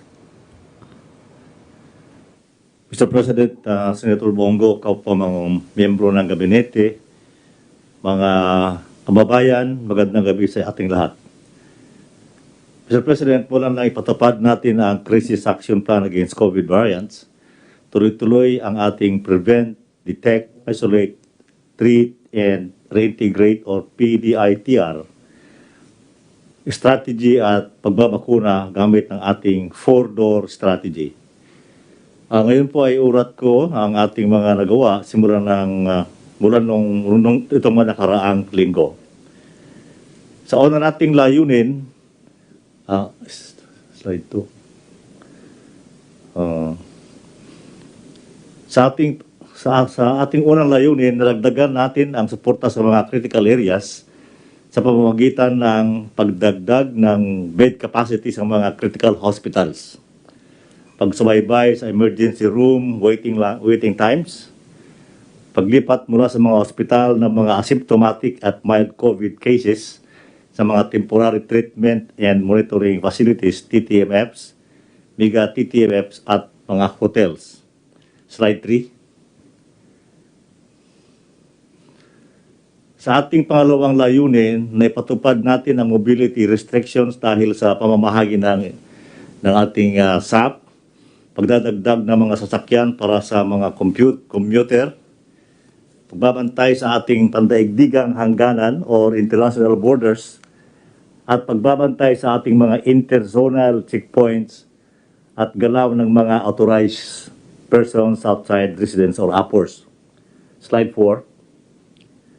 Sa pangatlong layunin natin, Mr. President, dadagdagan natin ang mga pagsisikap ng mga pamayanan para sugpuin ang COVID-19 dahil sa aktibong paghahanap ng mga COVID-19 cases, pagbabakuna sa mga sektor na kabilang sa prioridad, at pagdadagdag sa mga grupo na maaaring magpabakuna. Ito ay tatalakayin mamaya ni Secretary Galvez yung tungkol sa bakuna. Slide 5. Tiniyak naman ng ating borders subcluster na ang ating mga daungan at mahigpit na nagpapatupad ng mga health and safety protocols sa mga dumarating na overseas Filipinos, lalo na yung mga nagmula sa mga bansang matataas ang bilang ng COVID cases. Pagtatala ng DOTR ng records ng mga ROFs na nabakunahan na, at ang pagsubaybay ng DOTR sa mga nanggagaling sa ating katimugang hangganan, kabilang ang Sabah at BARMM. Slide 6. Ang communities subclusters naman na pinangungunahan ng Department of Interior and Local Government ay nakapaglabas ng mga direktiba sa mga lokal na pamahalaan, kabilang ang mga sumusunod. Pagtukoy ng mga lugar na dapat sumailalim sa granular lockdowns at paggawa ng monitoring matrix para sa active case finding, contact tracing at testing. Pag-imbentaryo ng mga TTMFs at community isolation units sa bawat LGU. At katuwang ng DOH ang pagbalangkas ng kautusan sa mga lokal na pamahalaan na magtatag ng sarili nilang 24-hour telemedicine services. Slide 7. Kabilang din sa mga iniatas ng DILG, sangayon sa mga memorandum na inilabas nito, ang reactivation ng mga Emergency Operation Center o EOCs, maigting na pagbabantay sa mga interzonal checkpoints at sa galaw ng mga authorized persons outside residences para malimitahan ang paglabas at paggalaw ng mga tao. Slide 8. Pagsasagawa ng active case findings sa bawat lalawigan, syudad at bayan, at ang pansamantalang pagpapatigil ng pagtanggap ng cremation request sa kaisa-isang crematorium sa Panay at Guimaras Islands sa Region 6. Para naman sa ating community subclusters, nakikipagpulong na ang DILG sa mga gobernador at mayor sa Region 3 at Calabarzon para pag-usapan ang mga isyong kanilang kinakaharap sa pagpapatupad ng COVID response sa kanilang mga nasasakupan. Kasunod namang pupulungin ng DILG ang mga gobernador at mayores para regions mula sa Region 6, 7 at 11. Slide 9. Samantala, ang ating health facilities clusters naman ay nakipagpulong sa mga pinuno ng mga paggamutan sa iba't ibang rehiyon sa buong bansa. Bilang tugon, nagsumiti na ang mga ito ng kanilang surge plans na naayon sa kanilang pangangailangan. Nag-atas sa One Hospital Command Center na matamang babantayan ang healthcare utilization rates. Nagbigay ng direktiba na gamitin ang mga TTMFs bilang step-down facilities para lumuwag ang mga pagamutan at ospital at magamit sa mga pasyenteng mas nangangailangan ang kapasidad ng mga ito. Pagsasagawa ng inventaryo sa mga mahalagang kagamitan tulad ng PPS, gamot, reagents, oxygen supplies at iba pang pangangailangan. Slide 10. Ang ating namang health facilities subcluster na naglalayong magdagdag suporta sa mga critical areas ay nakapagsagawa ng mga sumusunod. Pagpapalakas sa kapasidad ng One Hospital Command Center, 56 na DOH hospitals at 2 centers for health development na mayroong operational telemedicine services. Paglilipat sa pagmamayari ng Lung Center of the Philippines ng bagong tatag na modular hospitals. Pagpapagawa ng modular hospital para sa Southern Philippines Medical Center na malapit nang matapos. Extension hospital sa gitnang Luzon. Pag-aatas sa OHCC or One Hospital Command Center na subaybayan ang metrics for emergency room occupancy at patient waiting list ng mga pagamutan. Next slide. Pag-inventaryo ng mga critical resources, pamamahagi ng karagdagang supplies tulad ng cadaver bags, face shields, at matitiklop na cut beds, at pagproseso ng mga kahilingan para sa logistics augmentation. Next slide. Mr. President, kailangan ng pambansa at mga lokal na pamahalaan, pribadong sektor at lahat ng mamamayan ang pagmamalasakit at pagkakaisa or unity sa patuloy na pagpapatupad ng ating crisis action plan laban sa alinmang COVID variants. Maraming salamat po at muli magandang gabi sa inyong lahat. Thank you. This is just, I'm not saying it because you're here. You've been doing a good job, Secretary Lorenzana, and things are going smoothly on your front. I appreciate it. Next is, we have Secretary Galvez. Mr. President, Senator Bongo, fellow cabinet members, on behalf of the National Task Force Against COVID-19, headed by Secretary Lorenzana and also Secretary Anyo, I will present to you the updates on our vaccination program. Mr. President, we are very happy that we have reached 40 million vaccines that we have received, with a total deliveries of 42,575,350. Mayor, magkakaroon po tayo ng more or less mga 50 million pagka natapos po ang buwan ng Agosto. So malaki po yun na mahigit na 50 million na po tayo na vaccine na dumating po sa atin. Out of this volume, ay mayroon po tayong 27,806,881 doses that have been administered, with 15,241,864 individuals that have taken the first dose, while 12,565,017 individuals are now fully vaccinated and protected, which represents 17.73% of the eligible population and 11.4% of the total population. Medyo bumaba po ang ating datos po ngayon sa pagbabakuna dahil talaga pong yung ating mga LGU ay kasulukuyan ng kanilang pandemic response. At nakita po natin na hati po ang tinatawag na effort ng ating mga healthcare workers sa ating pag-ano ng mga nakita natin na dumataas na kaso ng COVID-19. Kaya po ang ating administration ay nagkaroon po tayo ng konting po tayo dahil because of the stringent quarantine control and lockdowns. And also, many LGUs were redirected for pandemic response at saka po lalo na po sa Metro Manila, nagbibigay rin po sila ng ayuda. So simultaneous po yun, pandemic response, vaccination at pagbibigay po ng ayuda at saka po pagano po ng mga tinatawag nating mga stringent border control. For the month of August, we administered 7,326,831 doses. Ito po ay nag-upscale po tayo sa ating record sa July. For 15 days, we have already accomplished halfway ng ating target. Ang target po natin, Mr. President, is 15 million for this month. And we are very confident na yung 15 million po na ito, makakaya po natin dahil kasi darating po ang malaki-laking volume sa this week.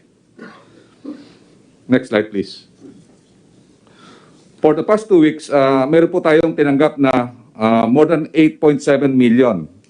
And ngayon pong linggo, in-expect po natin na meron po tayong 4 million doses from Sinovac, 1 million donation from China with Sinopharm, and more or less 400 to 500,000 doses of Moderna. Kanina na tineksan po ako ng AstraZeneca at meron po darating din po na 500,000 na AstraZeneca this coming Friday. So all in all po, Mr. Mayor, ang ano po natin ay more or less meron po tayong 6 million na darating po ngayong linggo. At nagpapasalamat po tayo sa China na hindi po tayo kinakalimutan, katulad na sinabi niyo po, na magpapadala po ulit sila ng 1 million na donation na Sinopharm. And then also, ang magandang balita po ito, ibabalita po ito ni Chairman Abalos, na napakaganda po ng record ng ating Manila mayors na despite their multitask, na-reach po nila yung 230,000 jobs a day. And yung kanilang vaccination ay nakadating na po na 6,354,901 or 66% of already received the first dose of their population target of 9 million. At while 4,054,275 or 42.21% already received the full doses. Sa ngayon po, ina-upscale din po namin ang Region 11. Tumawag po ang ating health officer ng Region 11 ng Davao na gusto po nila na matapos na rin ang kanilang herd immunity by October or November. So lahat po nito, bibigyan po natin ng malalaking doses itong mga region po nito para makakatch up po sa Metro Manila. Kasi ganun po ang ginagawa po natin na inuna natin ang Metro Manila pero hindi po natin kanalimutan itong mga major centers po nito. At yung nga po, malaking may tutulong po sa NCR, nagbukas na rin po yung ACTSI na yung Filipino vaccination site. Ito po yung na yung Filipino, they can accommodate 15,000 a day. Napakalaki po nito at ito po ay gagamitin po ng Parañaque at sinasabi nga ng Parañaque ang lahat ng taga-NCR at iba pang mga lugar na dito sa mga area ng Cavite or Laguna ay pwede pong magpabakuna dito basta mag-register lang po ng maayos. So ito po, napakalaki pong tulong po ito. Itong government property po nito sa pag-ano po ni Secretary Berna, siya po ang nag-initiate po nito at saka yung ating pong ito pong Nayong Filipino Foundation and also sa ITCSI, si Sir Enrique Rason ay nagpuwersa po sila na talagang pagandahin po yung national vaccination site natin dito sa bandang area ng Nayong Pilipino. Napakalaki po yung mayor na talagang meron po silang drive-thru, parang Arizona po ang ginawa nila at meron po rin silang ambulatory, dalawang klase po. So 15,000 a day, napakalaking record po yun. Next slide please. Sir, ito po yung ating total administration cell natin ngayon. Ito po, naka-accomplish na po tayo sa WHO requirement na at least 90% ng ating healthcare workers ay mabaksinate na po natin. Sa ngayon po ay meron na po tayong 1,539,679 na healthcare workers or 93% na fully vaccinated. At ngayon po, umaangat na rin po yung ating priority group A2 and A3. Sa ngayon po, meron na po tayong 3.6 million na fully vaccinated na po ng A2. Nakikita po natin na may agwat po ang first dose at saka second dose dahil dito po natin i-count ang Johnson & Johnson na one single dose. And then dito rin po sa A3, dito rin po na mas mataas po ang fully vaccinated dahil dito rin po natin kinount yung Johnson & Johnson. So meron na po tayong 4.7 or 66%. At tumataas na rin po ang ating bilang sa ating A5, yung ating mga poor communities, meron na po tayong 1.1 million. At ito na po ang tinatarget po natin naman sa Moderna, yung bigay po ng COVAX. Next slide please. Sir, kung titingnan natin, sa comparison ng last week, nakikita natin na talagang bumabata tayo. Dati po, nakaano po tayo ng 527 at 527,824 noong 01 to 07 August. Ngayon po, medyo bumababa po tayo dahil kasi nakita po natin na tumaas po talaga ang kaso natin at nahati po yung concentration ng ating mga LGUs. But right now, even though with the surge that we have, we already have the the amount of 488,455 doses yung daily average rate natin po lahat. Next slide please. Sir, ito po yung mga darating pa na mga bakuna. Sa ngayon po, meron na po tayo natanggap na 8.7 million at darating nga po sa 19 yung 2 million na Sinovac at saka yung 2 million na Sinovac ulit sa following day. And then yung Sinopharm po, baka po ang gagawin po ng ano po dito ng ating plug carrier ay pagsasamahin na po yung Sinovac at saka yung Sinopharm para isang haul lang po. So magiging 5 million in 2 days. And then later, yung AstraZeneca na more or less 594,000 ay darating din po ng August 20. So ito po yung ating mga inaasahan pa na meron pa tayong darating na Pfizer and also yung Moderna 1.8. Ito nga po ang nilalakad natin po sa American Embassy dahil meron po tayong 65 million na nabili po sa Pfizer, sa Johnson & Johnson at saka po sa Moderna. Kinausap ko nga sila po kahapon at sinabi ko nga po, humingi po kami ng tulong na kung pwede pong ma-advance delivery po yung mga produkto po nito. Dahil kasi kung ma-advance po yan, malaki pong tulong po sa atin para ma-accelerate po ang ating bakunahan. So Mr. President, ilan po ang aking report at maraming salamat po. Salamat. May isang ano lang ako sa iyo, Secretary Galvez. There are reports of, not really validated, but reports about vaccines being sold somewhere o ano. True or not, I would like to ask you to kindly see to it that nobody holds or would possess vaccines na para sa gobyerno yung atin. Yung supply natin, whether donated or ating binili, should not be in the hands, not even one vial of it in private hands. Kaya kindly see to it na na hindi magamit ng iba. Yes, sir. We will answer. We will do, sir. And we will ask the PNP, sir, and the ILG, and also the AEP for sir. You can always coordinate that. Nandito naman tayo lahat. Yes, sir. And also, we requested the NBI and FDA for investigation. Actually, sir, meron tayo na, na nahuli na, sir, yung NBI dati. And I think naging malaking po yun, sir. Malaking parang deterrent po nila. So ongoing, sir, yung sir natin, mga surveillance, sir, natin with NBI and also with the AEP and the PNP. And also we also asked the FDA to really continue surveillance. We will comply po, sir, Mr. President.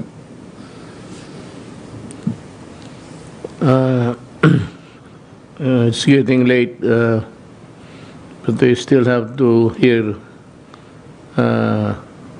many more. Secretary Anyo, it's your turn. Maraming salamat po. Magandang gabi, Mr. President, fellow public servants, Senator Bongo. Yung sinabi niyo po, makakaasa po kayo na pagtutulungan namin na walang masasayang na bakuna at walang mga gagawa ng anumang kalokohan dito katulad ng pagiging fixer at saka yung mga tao na nagbebenta ng bakuna. Meron na po tayong napaila ng kaso sa mga yan. Ang una ko pong ulat na gagawin na Mr. President ay ito pong pagbibigay ng ayuda. Mula po sa inyong unang inapprove na 10.894 billion para sa NCR, ay nakaroon po ng supplemental budget na inyo pa rin inapprove na 368 million. Kaya ang total na po ay 11.256 billion para po sa National Capital Region.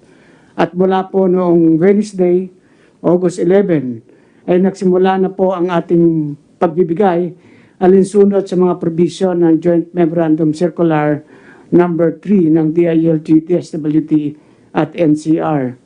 Kaya po makikita natin dito sa screen ay total of 3,299,290,000 na po ang naipamigay natin for a total of 29.31% mula po noong August 11 at 3,299,290 290 individuals na po ang nakinabang sa ating ayuda. At tuloy-tuloy pa rin po ang ating pagbibigay ng ayuda. At bukod po dito, para may transparency, ay naipaskil na rin sa lahat ng LGUs sa NCR ang listahan ng kanilang mga benepisaryo sa kanilang tanggapan, website at official social media platforms para po sa information ng lahat. At sa inyo rin pong pag-uutos, atin pong sinupervise at minomonitor ng DILG, DSWD at DND ang distribution sa isang LGU na NCR at pati naman po ang mayor ng nasabing LGU ay sumunod din po sa inyong kautusan. Samantala naman sa ayuda para sa Bataan at Laguna na inyo ring inapprove, mayroon pong 700 million para sa Bataan at 2.7 billion naman para sa Laguna. Within the week po ay magsisimula na ang pamimigay ng ayuda at susiguro din natin makakaabot sa mga nangangailangan at walang abuso o anumang korupsyon na magaganap. Marami pong mga inisyatibang ginawa katulad po ang LGU ng Makati, Muntinlupa, Caloocan at Parañaque LGUs na gumagamit ng electronic and bank-assisted options upang mas mapadali ang distribution ng ayuda sa kanilang mga nasasakupan. Next slide please. Ito na po yung kabuuan ng mga current status ng pamimigay ng ating ayuda. Sa nangunguna po ang LGUs ng Quezon City, Manila at Taguig and down the line. Sa kabuang 29.31%. Sa ating namang kampanya laban sa illegal na droga, makikita po sa talaan na nakapagkandak tayo ng 765 anti-illegal drug operation. 6 ang nag-surrender, 1,070 naman ang ating naaresto at may 2 nasawi sa ating police operations for a total of 48,790,599 pesos worth of shabu and marijuana ang ating nasamsam itong nagdaang linggo. Next slide please. Nais ko rin po iulat, Mr. President, yung tungkol po sa isang ibigay ninyong instruction. Ito po ay tungkol sa alleged extortion activities ng unscrupulous individual na nangongotong sa mga jeepney drivers na umiikot po dito sa area ng Quiapo, Manila, na ipinalabas sa isang episode ng Bitag na ang title ay Kilabot na Kotongero sa Quiapo, Hulog sa Bitag. Ito po ay unang lumabas noong July 8, 2018. At nangyari ito sa FR Hidalgo Street, Quiapo, Manila. Nagsagawa po ng panahon na yon ng operasyon ang ating Manila Police District kasama ang Bitag Crew na nagresulta sa pagka-aresto ng mga nangongotong na civilians. Ito na rin po naging basis ng sunod-sunod na paglilinis sa hanay ng kapulisan na patulog-tulog sa trabaho. Sa leadership ng ating bagong Manila Police District, si Police Brigadier General Leo Francisco, umaabot na sa 259 ang sinibak o inalis sa pwesto dahil sa pagpapabaya sa tungkulin. Ngayon po ay pinasiyasat natin kung patuloy pa ba na nangyayari ang pangungutong ng mga barkers at unscrupulous civilians sa Hidalgo Street, Quiapo. At napag-alaman natin na meron pa rin mangilan-ngilan at umuulit ang nasabing pangungutong. At dahil dyan ay pinag-utos po ng ating Chief Philippine National Police, General LSR, ang pagsibak sa lahat ng 19 na police officers ng Palangka Police Community Precinct na nakakasakop sa Quiapo mula sa araw na ito.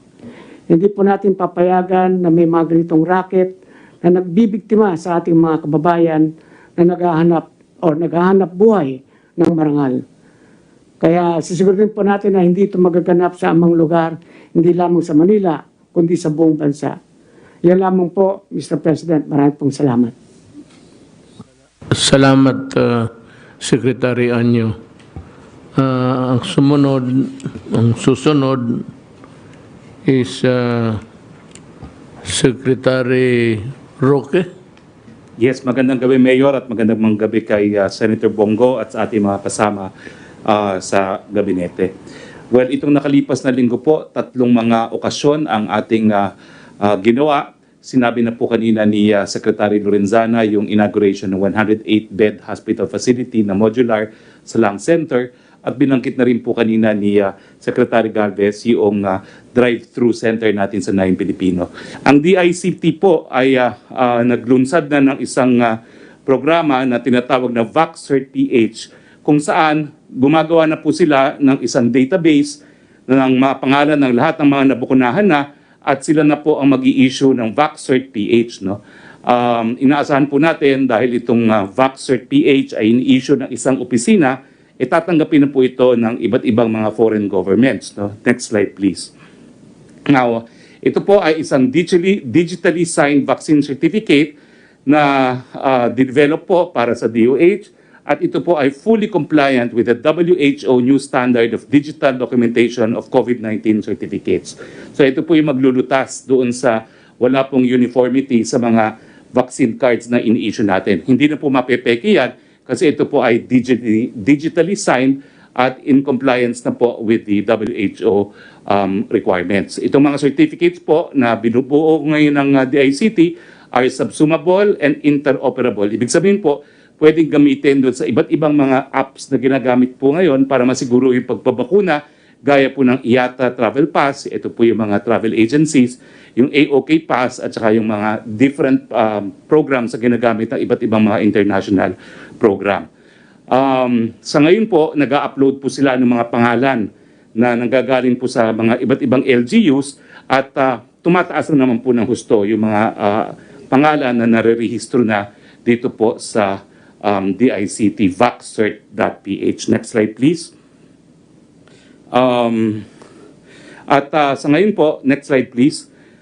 Patuloy na pong nagtitraining at ang DICT ng iba't ibang mga LGU para po maayos yung mga kung ano man yung mga erroneous records ng mga vaccinees.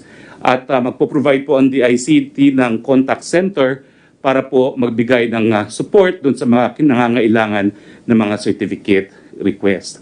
Tinitrain na rin po natin ang mga LGUs para po dun sa mga hindi masyado techy, kumbaga, kung paano po kukuha at kung paano magagamit itong mga vax certificates nito.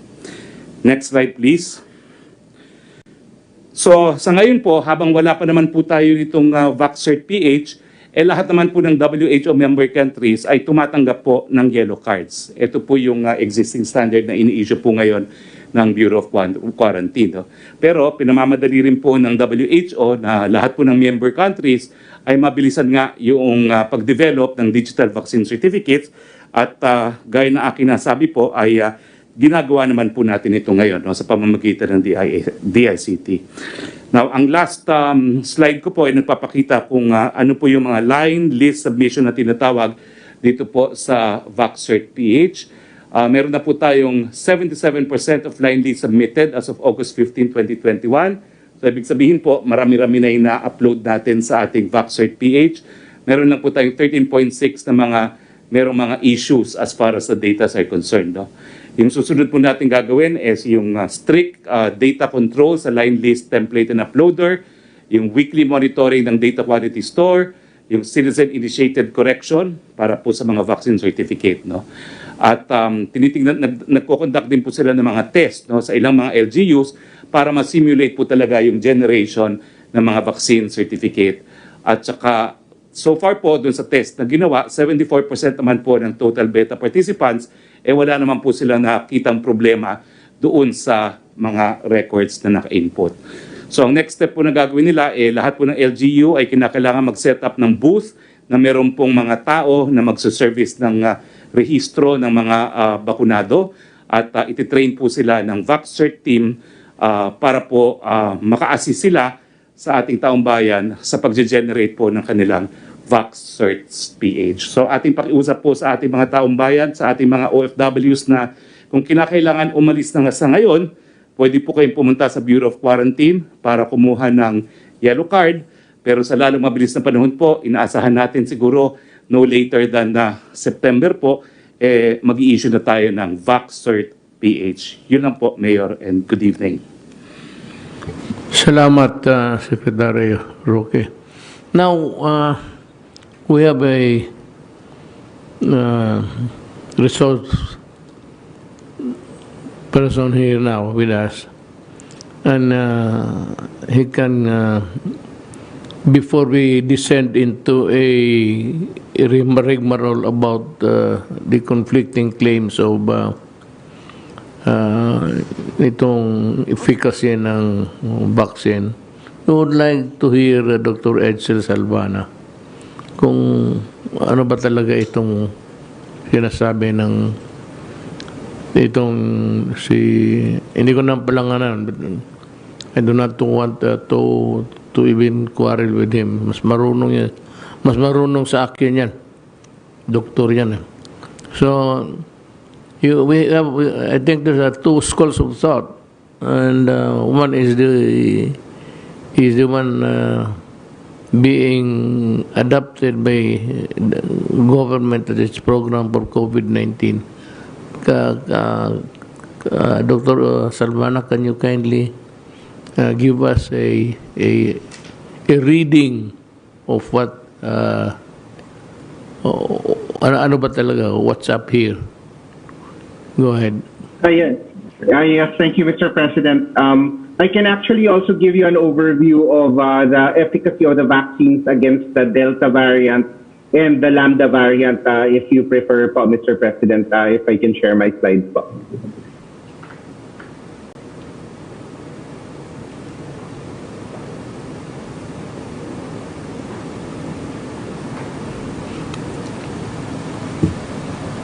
Okay, so I will just give a brief overview po of how our vaccines work. Our vaccines have three possible effects po. It can prevent severe disease, yung nakakamatay po na disease, or it can also prevent yung clinical disease, yung may ubo, may sipon, not necessarily severe disease, or of course it can prevent transmission. Now, the vaccines have different ways of doing this. Not all of the vaccines can do all three, but ang pinaka-importante po dito sa ating pandemic right now is yung pag-prevent po talaga ng severe disease. Because severe disease is the COVID that kills.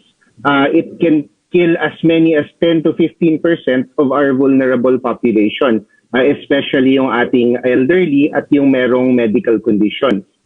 If we look at po kasi yung death rates ng ating elderly, yung mga 80 years old and above, pag nagka-COVID po yan na hindi nabakunahan, it can be as high as 15% po. And then the death rate goes lower po over time. As the ages go down po. And then also yung ating mga taong may cardiovascular disease, may diabetes, mas mataas po talaga yung death rate nila kung magka-COVID po sila. Now yung layunin po talaga ng vaccines natin na nakaka-prevent ng tinatawag na severe disease is yung leon na nakakapatay ng tao, we turn it into a kitten na pwede kang masaktan pero it will not kill you. So that is really the way that we want these vaccines that prevent severe disease to work. And the good news is po, lahat po ng bakuna natin right now, they had high efficacy against the original COVID, and it also maintains high efficacy against Delta and also this new Lambda po. Now, another possibility is that the vaccine also prevents you from having symptoms. So, hindi na magkakaubo, hindi na magkakasipon, pero nakakahawa pa rin. But there is less need to access the healthcare system. Dati po, maganda po talaga yung vaccines natin even for this. Unfortunately, because of Delta, medyo bumaba na rin yung efficacy for preventing clinical disease. But mataas pa rin naman yung efficacy for preventing severe disease. So ito, kinikage po natin yung layon para hindi ka na nagkakaroon ng symptoms. And ito nga po yung nangyari, yung original po na virus, mataas po yung efficacy natin against clinical disease, pero yung Delta, lahat po sila across the board decreased po talaga. And again, this is just nagkakaroon ng mild disease, naririnig po natin yung iba, nagkakaroon ng breakthrough infections, most likely because they got Delta, pero hindi po sila namamatay. Pero nagkakaroon sila ng sipon, ng ubo, possibly also some fever And in some cases, lalo na dun sa mga high risk talaga, pwede pa rin po silang ma-hospital. Now, yung sa Lambda, there's not very much data available, but we can see that based on the preliminary data, there should be some slight decrease in the vaccine effects, but it will not be severe most likely po, not as bad as Delta. And then finally po, itong tinatawag nating transmission, ito po talaga yung natamaan ng itong mga variant kasi bumaba po talaga yung ability of the vaccines to prevent transmission. Kaya nga po now, even the US is putting back their masks because even the people who are vaccinated, if they get mild disease, they can still spread it to other people. And actually right now, no COVID-19 vaccine has been proven to completely prevent transmission. And even though yung sa old viruses, maganda po yung effects sa transmission blocking, mga 90%, ngayon bumaba na po talaga. And we're looking at the studies and looks like hindi po talaga ito makakagawa ng magandang transmission blocking lalo na sa Delta. So when we block transmission, we're killing the lion para hindi na siya mag-spread. And as you can see po, yung ating vaccines sa original, maganda po yung epekto ng Pfizer, Moderna, Astra, Sinovac. There was not much data on Sinopharm. Pero with Delta, bagsak po talaga lahat yan. Ang expected, they haven't done the published studies yet, but we are really seeing that these can be transmitted. For Lambda, there are no studies at this time po. And so, ang nakita po natin sa UK, even though meron po silang pagtaas ng cases, mostly from Delta, yung number of admissions that they would have had without the vaccines is much lower now because of the vaccination. Even though mas marami yung tinatawag na breakthrough infections, mas konti po talaga, almost 90% less yung kanilang na-hospital because even though the vaccines aren't working for transmission or for clinical disease, they continue to work well in preventing severe disease that needs hospitalization.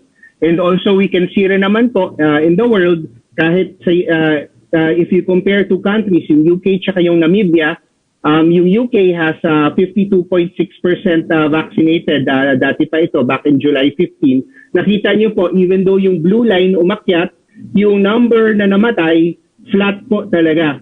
Compare it to Namibia, na nung tumaas yung cases nila, tumaas rin yung deaths nila. And this is really proof that our vaccines continue to protect against severe disease, even if it's Delta or foreseeably in the future kung Lambda. Our vaccines will continue to protect us from dying, and hopefully it will let us keep our economy open kasi yung mga hospital, imbes na 3% of all the cases, magiging 0.3% na lang po. So in yung bagong strategy po, because of Delta, all vaccines that we have right now prevent 90% or more of severe COVID-19 death and death from COVID-19 regardless of the variant po. And vaccinating widely will decrease our severe cases by over 90%. The healthcare system can manage and the economy can remain open. There are new vaccines being developed, but in the meantime, what we have, if we mix it with our PDITR, our mask, our face shield, and our vaccines, we can beat Delta po, Mr. President. Thank you very much. Thank you, Dr. Salvana, for the education of everybody about the conundrum of people about vaccines. Now we go to the Director General of the FDA, Torre Domingo. Magandang gabi po, Mr. President, Mayor. Magandang gabi po kay Senator Bong. Tsaka sa mga members po ng cabinet. Magbigay lang po ako, sir, ng konting update doon sa mga safety ng atin pong mga bakuna. At ito po yung slide. Kasi nga po may nagsasabi, no, katulad nila Dr. Quijano na mas unsafe pa daw ang bakuna kaysa sa COVID. Hindi po totoo yun. Kung tayo po hahayaan na lang natin magka-COVID lahat ng Pilipino, milyon-milyon po ang mamamatay. Kaya po tayo nagbabakuna dahil nakikita po natin na the benefit is greater than the risk of the COVID vaccine. Can I have our slides, please? In fact po sir, sa Pilipinas, hindi pa tayo, next slide, hindi po tayo gumamit no, ng bakuna na hindi pa po nagamit sa kung saang parte, sa ibang parte ng mundo. Ang pong ating mga bakuna, pag binigyan po ng EUA, ibig sabihin po yan, nasa phase 3 trial na. No? Ang phase 3 trial po, doon tinusubukan na po sa tao kasi sa phase 1 pa lang po kung toxic na ang gamot o bakuna, hindi na po lulusot yan kung ito ay malaking masamang epekto. At hindi po totoo yung mga conspiracy theory na pinaniniwalaan ng iba dyan na lahat ng doktor, nurse at lahat ng gobyerno ay nagtutulong-tulong para po magbigay ng masamang dahil may hangad tayong masama sa mga mamamayan. In fact po, ang buong mundo ay nagtutulong-tulong po no, para mag-develop ng mga bakuna at gamot para po talaga mawala na itong COVID na to. Sa ngayon po sir, 183 countries na ang nagbabakuna. Hindi naman po sa Pilipinas lamang. Meron pong 21 na bakuna na ginagamit under emergency use authorization. Kung makikita nyo yung Pilipinas po doon, yung kulay noon, mga 15% na ibig sabihin ng ating nabakunahan. Ano? At ang ating pong vaccination per day sa ngayon ay milyon-milyon po. At sa buong mundo, meron na pong 4.71 billion vaccines na nagamit sa mga tao po no, sa buong mundo. So ito pong 4.71 billion na bakuna na ito, katulad po sa Pilipinas, minomonitor natin yan. Lahat din po ng bansa, minomonitor din po ang kanilang mga bakuna. Pagkatapos ko kami lahat ay nagsishare ng information. Para po pag may nakikita tayong signal o nakikita natin ng masyadong may danger ang ating bakuna, ito po ay atin pong ito po ay maaari nating pigilin. Next slide please. So ito po isang mga bakunang ginagamit natin, yung Pfizer. Sa Pilipinas po 1 milyon na ang nagamit natin dito. At sa pag-aaral po ng WHO at lahat po ng ibang bansa, nakikita natin na until daw the benefit outweighs the risk. Ibig sabihin po, yung magandang epekto niya sa pag-prevent ng pagkamatay at pagkaka-COVID ay definitely mas matimbang kesa po doon sa mga possible na side effects nito. Ang mga rare po natin na side effects dito, watch out for natin, ay yung myocarditis and pericarditis para pong inflammation sa puso kasi minsan po kapag viral infection, nagkakaroon po nito, pero usually nakikita po sa kabataan. Dito sa atin wala pa pong na-report nito kasi hindi pa naman po tayo nagbabakuna no, ng mga younger population. Next slide. Yung susunod po na bakuna, yung AstraZeneca, ito ginagamit sa 121 countries. Hindi lang po sa Pilipinas at pinagbabantayan po namin lahat yan. Again, regularly po yan ine-evaluate natin. And at this time, we have all concluded that the benefit of using this vaccine outweighs the risk. Ito po, kapag meron naman tayong nakikita ng mga adverse events, no? Mababasa naman po natin yan lahat sa dyaryo. Nakikita po, nire-report natin yan kasi ito watch out tayo for yung mga thrombosis or yung blood clotting na tinatawag, yun pong Guillain-Barré syndrome, at saka yun po mga ibang very very rare diseases. No? Kaya lang ito po kasi nakikita sa 1 out of every 200,000 po halimbawa na nabakunahan. Ito po ay mas rare kesa po sa pagkakaroon ng COVID at pagkakamatay from COVID. Plus of course the fact na ito mga sakit na ito nangyayari naman po talaga kay magkabakuna, kay hindi. No? So as of now, ang ito pong ating AstraZeneca, talaga pong the benefit outweighs the risk ng paggamit po nito. Next slide. Yung pong pangatlong bakuna natin, ito yung pinakamarami nating nagamit, yung Sinovac. It's being used in many countries and it's the most widely used vaccine dito sa atin. Actually, yung Sinovac, wala po siyang any specific safety concern no, na nare-report. At karamihan po na nakikita natin ay very mild lamang po ang mga adverse events nito. Next slide please. Yung pong Sputnik, ito medyo kaunti pa lamang po ang nagamit natin dito ng mga 350,000 pa lamang. And it's being used in 71 countries including the Philippines. No? Wala naman po siya tayong nare-report na major safety issues dito. Ang contraindication lamang ay hindi po siya pwedeng ibigay sa buntis tsaka doon po sa mga breastfeeding women. Kasi po kulang po ng pag-aaral ang safety nito sa pregnancy tsaka sa lactating women. Lahat po kasi ng ibang bakuna maaari naman pong gamitin sa buntis tsaka sa mga nagpapasuso. No? Ito lamang pong Sputnik ang hindi. But other than that, wala naman po tayong safety concern both locally or internationally na na-identify dito po sa Sputnik. Next slide please. Yun pong Janssen, ito po nakatanggap din po tayo kasi ng 3 million dito kaya marami na rin pong ginagamit. Ginagamit po ito sa Amerika, sa Europe, and 59 other countries, and it's also approved by the WHO. And so far, ang mga similar din po doon sa AstraZeneca, yung mga rare cases that we are watching out for. No?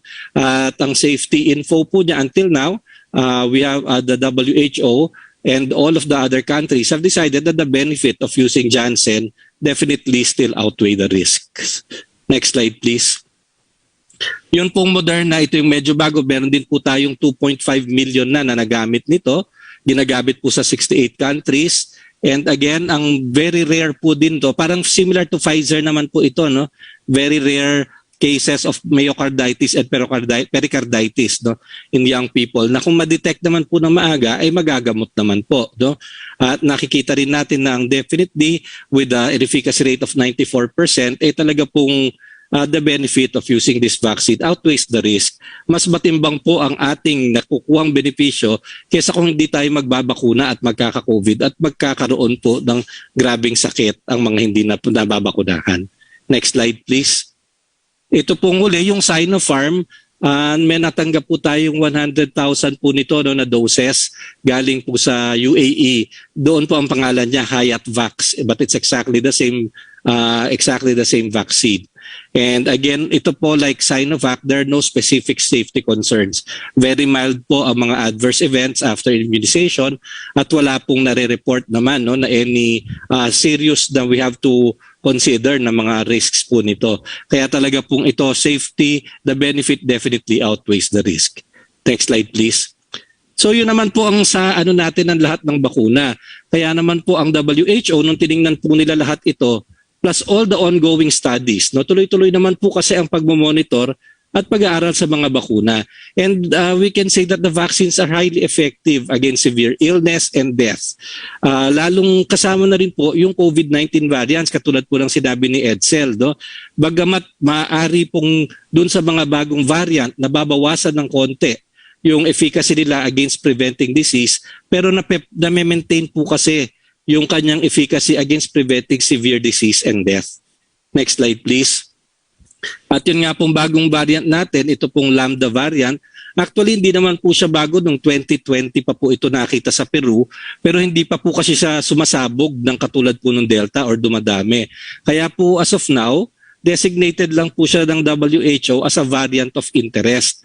Kasi nagiging variant of concern lamang siya kung makikita talaga na yung transmissibility niya ay napakalakas at pwede po siya talagang mag-cause ng mga surge, katulad po na nakikita natin halimbawa sa Delta, or kung meron po makikita na ang clinical course ng mga pasyente nagkakaroon ng variant na to ay mas grabe o mas severe or mas mas nakamamatay siya o mas nakakadami siya ng mas severe illness kaysa sa mga existing variant. So hanggang hindi naman po nakikita yon, ang label po niya as of now is a variant of interest. And I agree with with Edsel, the early reports po tend to show that mukhang magkakaroon nga po siya ng decreased efficacy yung mga vaccines in preventing yung mga symptomatic illness, yung pagkakaroon po ng sakit na mayroong mararamdaman. Pero ang tingin naman po natin, preliminary data naman po natin, would show na mare-retain pa rin po yung protection against severe COVID-19 and death with the vaccines that we are using now. Kaya naman po talagang hanggang ngayon, ang pakiusap pa rin po natin sa kababayan natin, pag po ready na at meron na pong bakuna na tinawag na kayo, magpabakuna po kayo. Pangalawa, kumpletohin nyo po yung dose because yung incidence po ng pagkakaroon ng COVID drastically goes down once you complete the doses, lalong-lalo na po pag fully vaccinated na kayo. So in between your first dose and your time you're fully vaccinated, wag po rin kakalimutan lalo na yung ating minimum health standards dahil importante po yun at talagang makakatulong po sa ating lahat. Yan lamang po, sir. Salamat, Dr. Domingo. We go now to Chairman Abalos. Magandang gabi po, Mr. President, Secretary Senator Bongo, sa po ng mga Secretary of the Cabinet. Magandang gabi po. Bibilisan ko lang po, maski 5 minutes lang, Mr. President. Gusto ko lang po ipakita yung nangyayari on the ground. May I have the slides, please? Take your time. May I have the slide, please?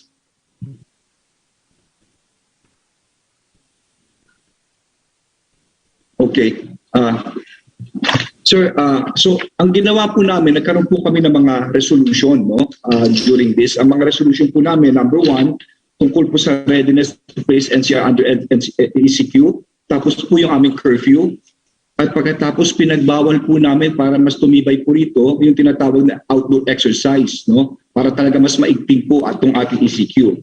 And lately, nagpasa po ang Metro Manila mayors kasi po, Mr. President, yung iba hindi pa nakakadalawang shots, may nagbo-booster shots, no? So ito po yung nagkaroon kami na pag-uusap ng mga mayors na magkakaroon ng uniform ordinance para ma-penalize ang mga taong gumagawa nito dahil may mga loloko nagpapanggap na wala pa silang shots at kumukuha agad ng booster shots. So nagpasa po kami na ganito at gusto ko lang po ipakita kung paano po ka-orderly ang ayuda sa baba. These pictures were taken just this morning and yesterday. Next please. Next slide please. Next. Next. Next. Next. Okay. Ito po sa Pateros. Next please. Next. Next. Next. So makikita nyo po, walang super spreader event, napaka very orderly. Next, Nabotas. Next. Pateros. Next. Malabon. Caloocan. Next. Quezon City. Next. Pasay. So more or less, no, in-update po namin, tama sa Secretary Anyo, kulang-kulang halos 40% na, no, nung in-update namin, hindi po 33 ang nakaano. Next. Tapos sa PDITR po, ang contact tracing po namin ay next is 1:10. No? 1:10, ang target is 1:15. As per Director Balboa naman po, yung sa testing, there are currently 4,165 tests conducted for the past 6 weeks. No? And there is a continuous increase po. Ngayon po ay talagang tinataasan po namin. Kaya po maraming na-record ng mga bagong kaso dahil sa dami ng mga pinapatest po natin lately. Ngayon po, gusto ko po ipakita itong mga isolation facilities. Ito po yung mga walang mga symptoms sa mga ano po ito, sa mga LGUs. No? So, ang occupancy rate po nito ngayon ay 51.49%. Ito po yung mga eskwelahan at mga quarantine facilities. Next please. So sa mga nanonood po, next please, next. Next. Okay. Ganito po kaganda. Ito po yung kinuha namin kanina sa Pasig, sa Pateros, sa Pasay, no? Sa Parañaque. So sana po magpa-isolate ng mga kababayan natin. Dahil kung nasa bahay sila, makakahawa sila sa kanilang mga kamag-anak.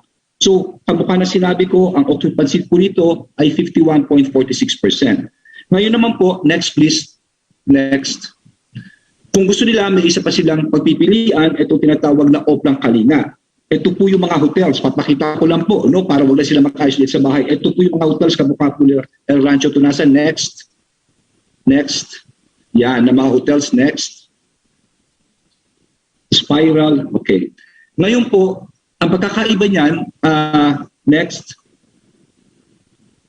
kung meron namang may simptomas, kung may ubo, may sipon, o may lagnat, dito namin dinadala sa temporary treatment and monitoring. Mga kababayan, kung maaari, wag tayo kagad pupunta sa ospital dahil tama po si Secretary Duque mabubulunan. Dito po namin kayo dadalhin. May doktor at may nurse po rito. Ito po yung mga ito, yung Aquino Stadium, Philinvest, next. Next. Next. Okay. Kanina na-discuss na po ito ni Secretary Harry Roque, ang ating One Hospital Command. Tama kayo, Mr. President. Napakabait po at napakahusay ni Dr. Vega. Ako'y saksi po rito. Next, please. Isipin niyo po, dati ang tawag sa One Hospital ay 80 to 100. Ngayon, ang tumatawag dito ay 480 a day calls. Dati 35 lang ang staff, ngayon po ay umabot 115, 24 hours po ito. Talagang napakaganda, may PBX system at napaka-efficient po ng mga staff ni Dr. Vega. Next please. Ngayon po, ito naman po yung size, no, ng ayuda. Kung makikita niyo po sa litrato, sinama ko na po si Director General ng ARTA, si Secretary Jeremiah Bellica. Bakit? Para kung may reklamo po yung mga tao natin sa ayuda, agad niya pong maaksyonan. Inikot po namin yung mga ayuda center sa Calacang, Maynila. At hindi lang po yun, kasama rin po namin ang NBI Director Eric Bistor sa mga fake news po. At saka sinasabi nyo kanina yung mga nagbebenta ng bakuna para madimanda kagad. So ayan po mga inikot po namin sa Quezon City. Next please. Sa Pateros. Next. Next. Sa Pasig. Now, overall po, ang report ko po sa tao ay nakapagbakuna na kami ng 10.5 million. Kung titignan po natin, yung first dose ay 6 million at yung second dose ay 4 million. There are only 14 million, ang population ng Metro Manila is 14 million. At hindi natin babakunahan ang edad 1 to 17. Kaya kung titignan nyo, naka 10.5 na po kami. Next please. For me, this is very important. Tama po si Dr. Salvania and of course si Secretary Duque and of course si Dr. Eric Domingo. Dapat proteksyonan natin ang mga most vulnerable. Sila lolo at si lola at mga persons with comorbidities dahil sila po ang malamang na mapunta sa ICU sa ospital. Sa Metro Manila po, ang ating senior citizen na first dose ay nakaka 90% na. Yun naman persons with comorbidities, ang first dose ay nakaka 76% na. So maganda na po ang numero, no? Talaga may laban-laban na po tayo laban sa COVID. Yung ibang LGUs po rito sa Metro Manila, nakaka-2 na, 100% na. Dito po sa Mandaluyong, ganun po kami, 100%, 2 dose na po ang mga lolo't lola. Next please. Okay. There were 3 ECQs po na naganap sa ating bansa. Ang una po ay last year, noong Marso 17. Sumunod po itong Abril noong 2021. Anong pagkakaiba ng 3 ECQ?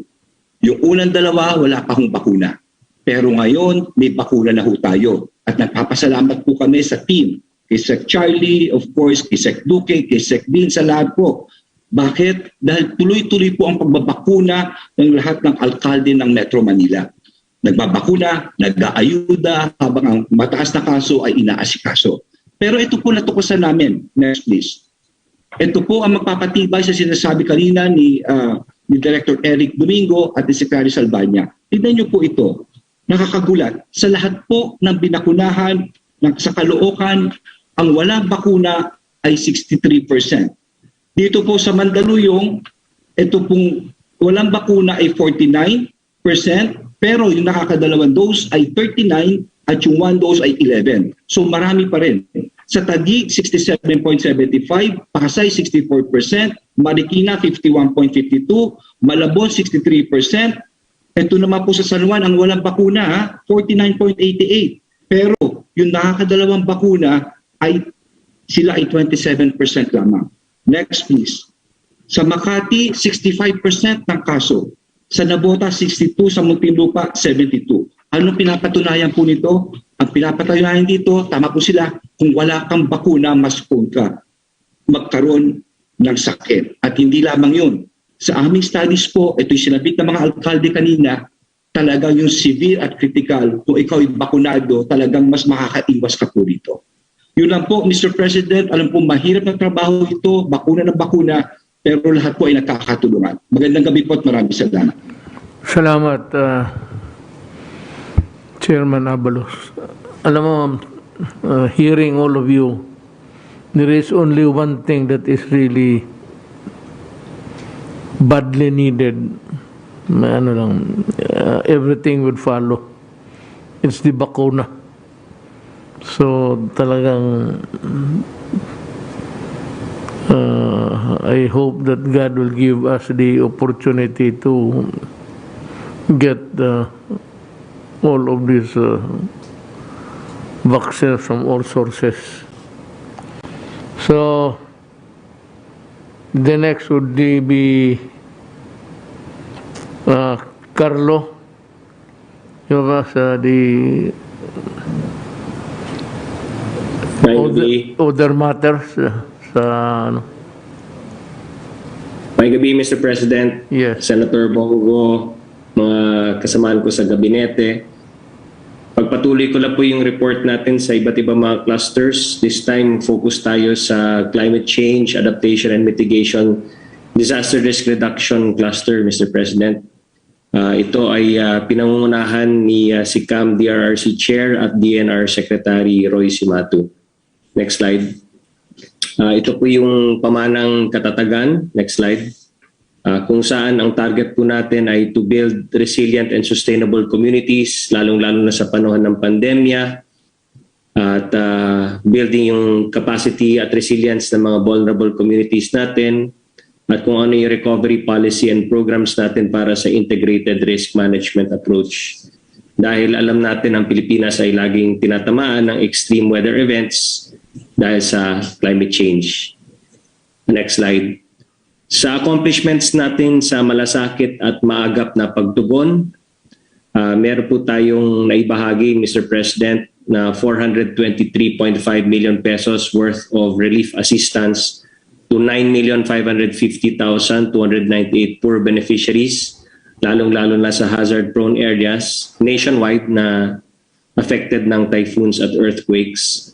115.5 million pesos in assistance para sa emergency housing for 14,806 beneficiaries sa Region 4A, Mimaropa, CAR Region, Region 1, 2, 3 at NCR. 4 billion pesos worth of insurance ang naibahagi din po natin and loans.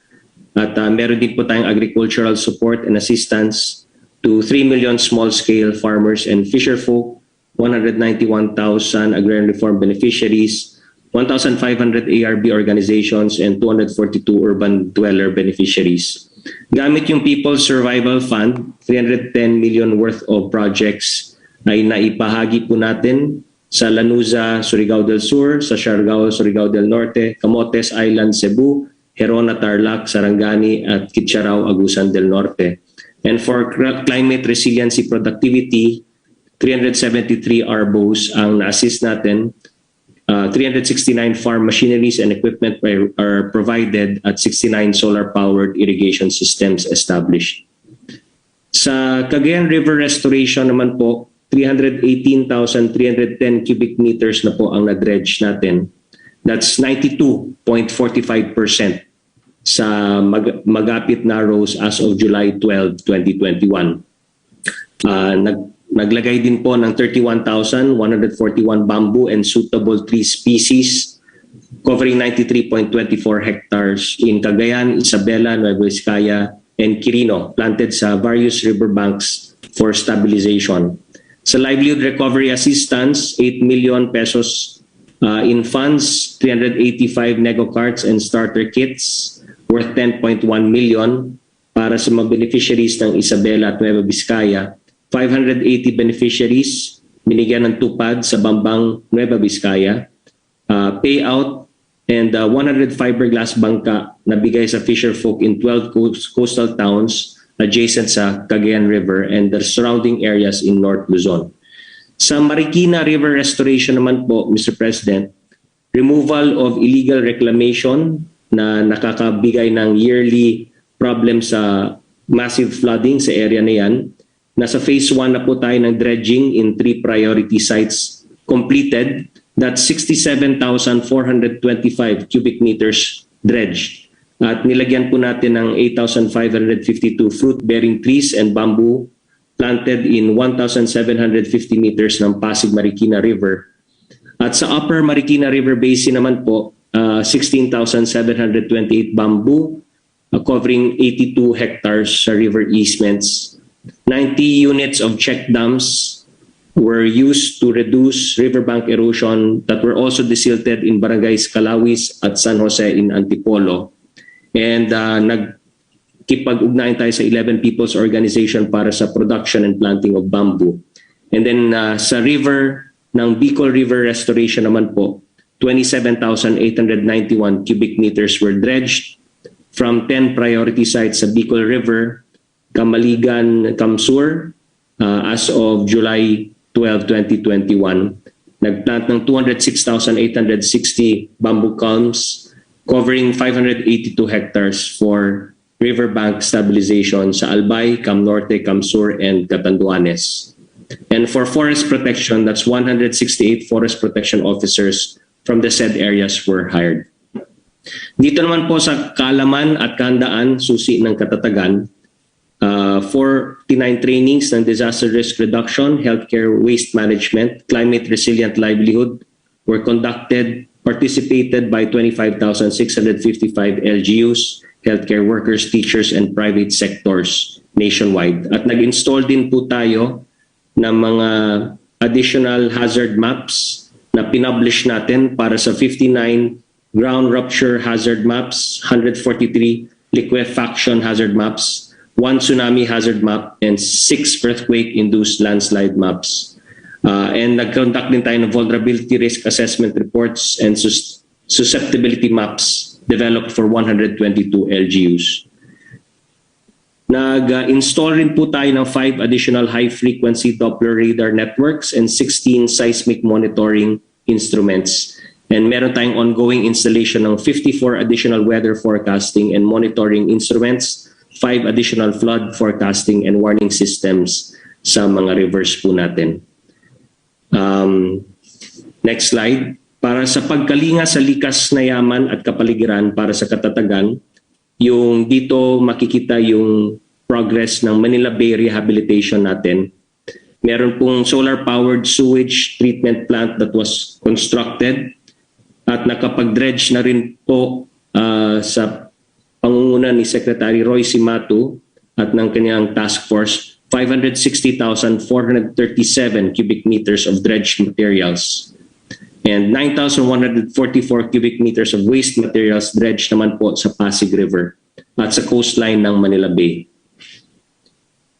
Meron din po tayong Boracay rehabilitation. Kasama natin dyan si Sec Cimatu, si Sec Berna at si Sec Anyo.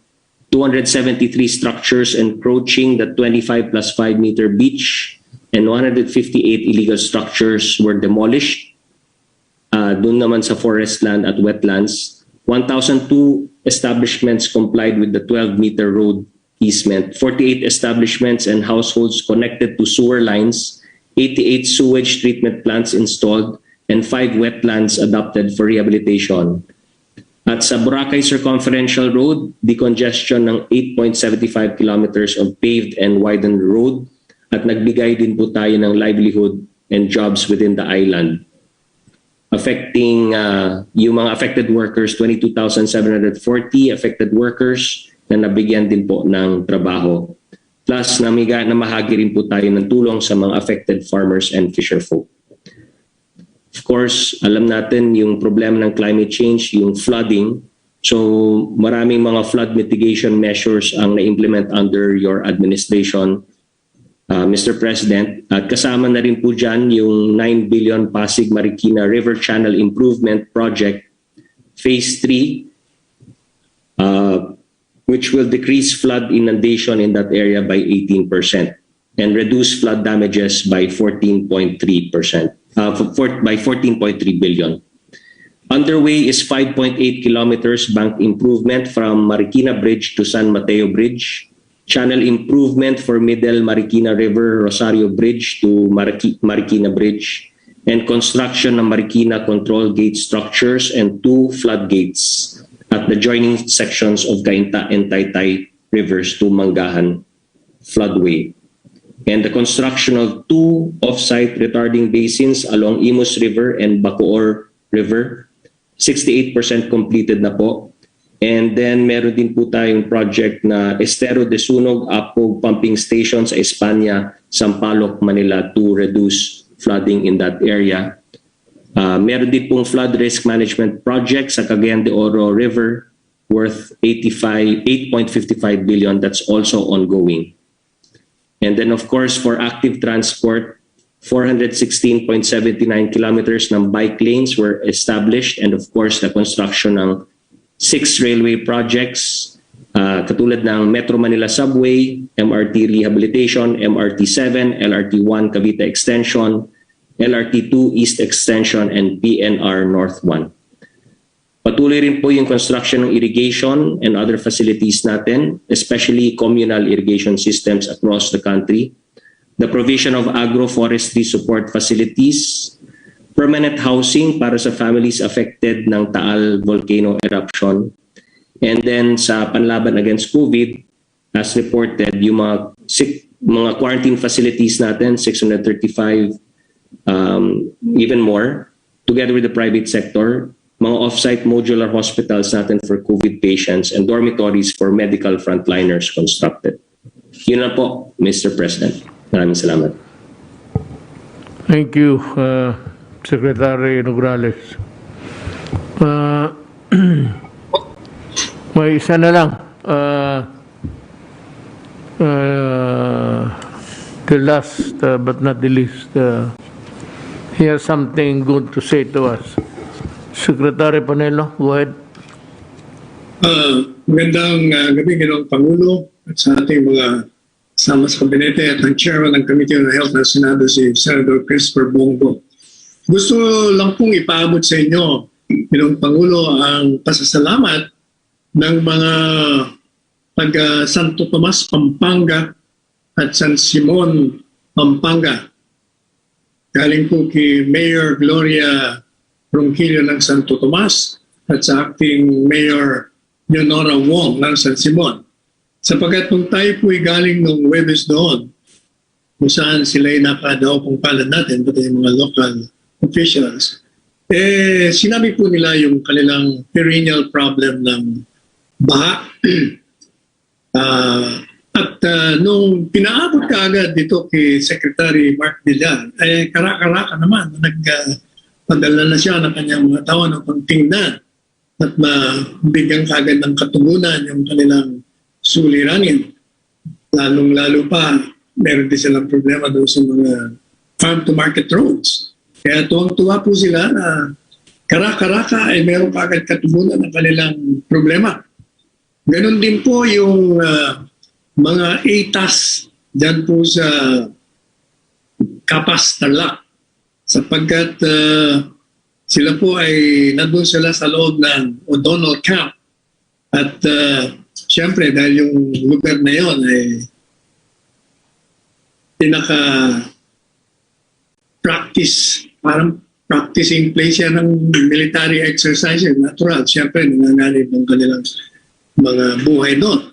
At nung balitaan po nila na ililipat ninyo sila sa isang lugar, lalo pa kung bundok, tuwan-tuwa po sila at nagpapasalamat sila.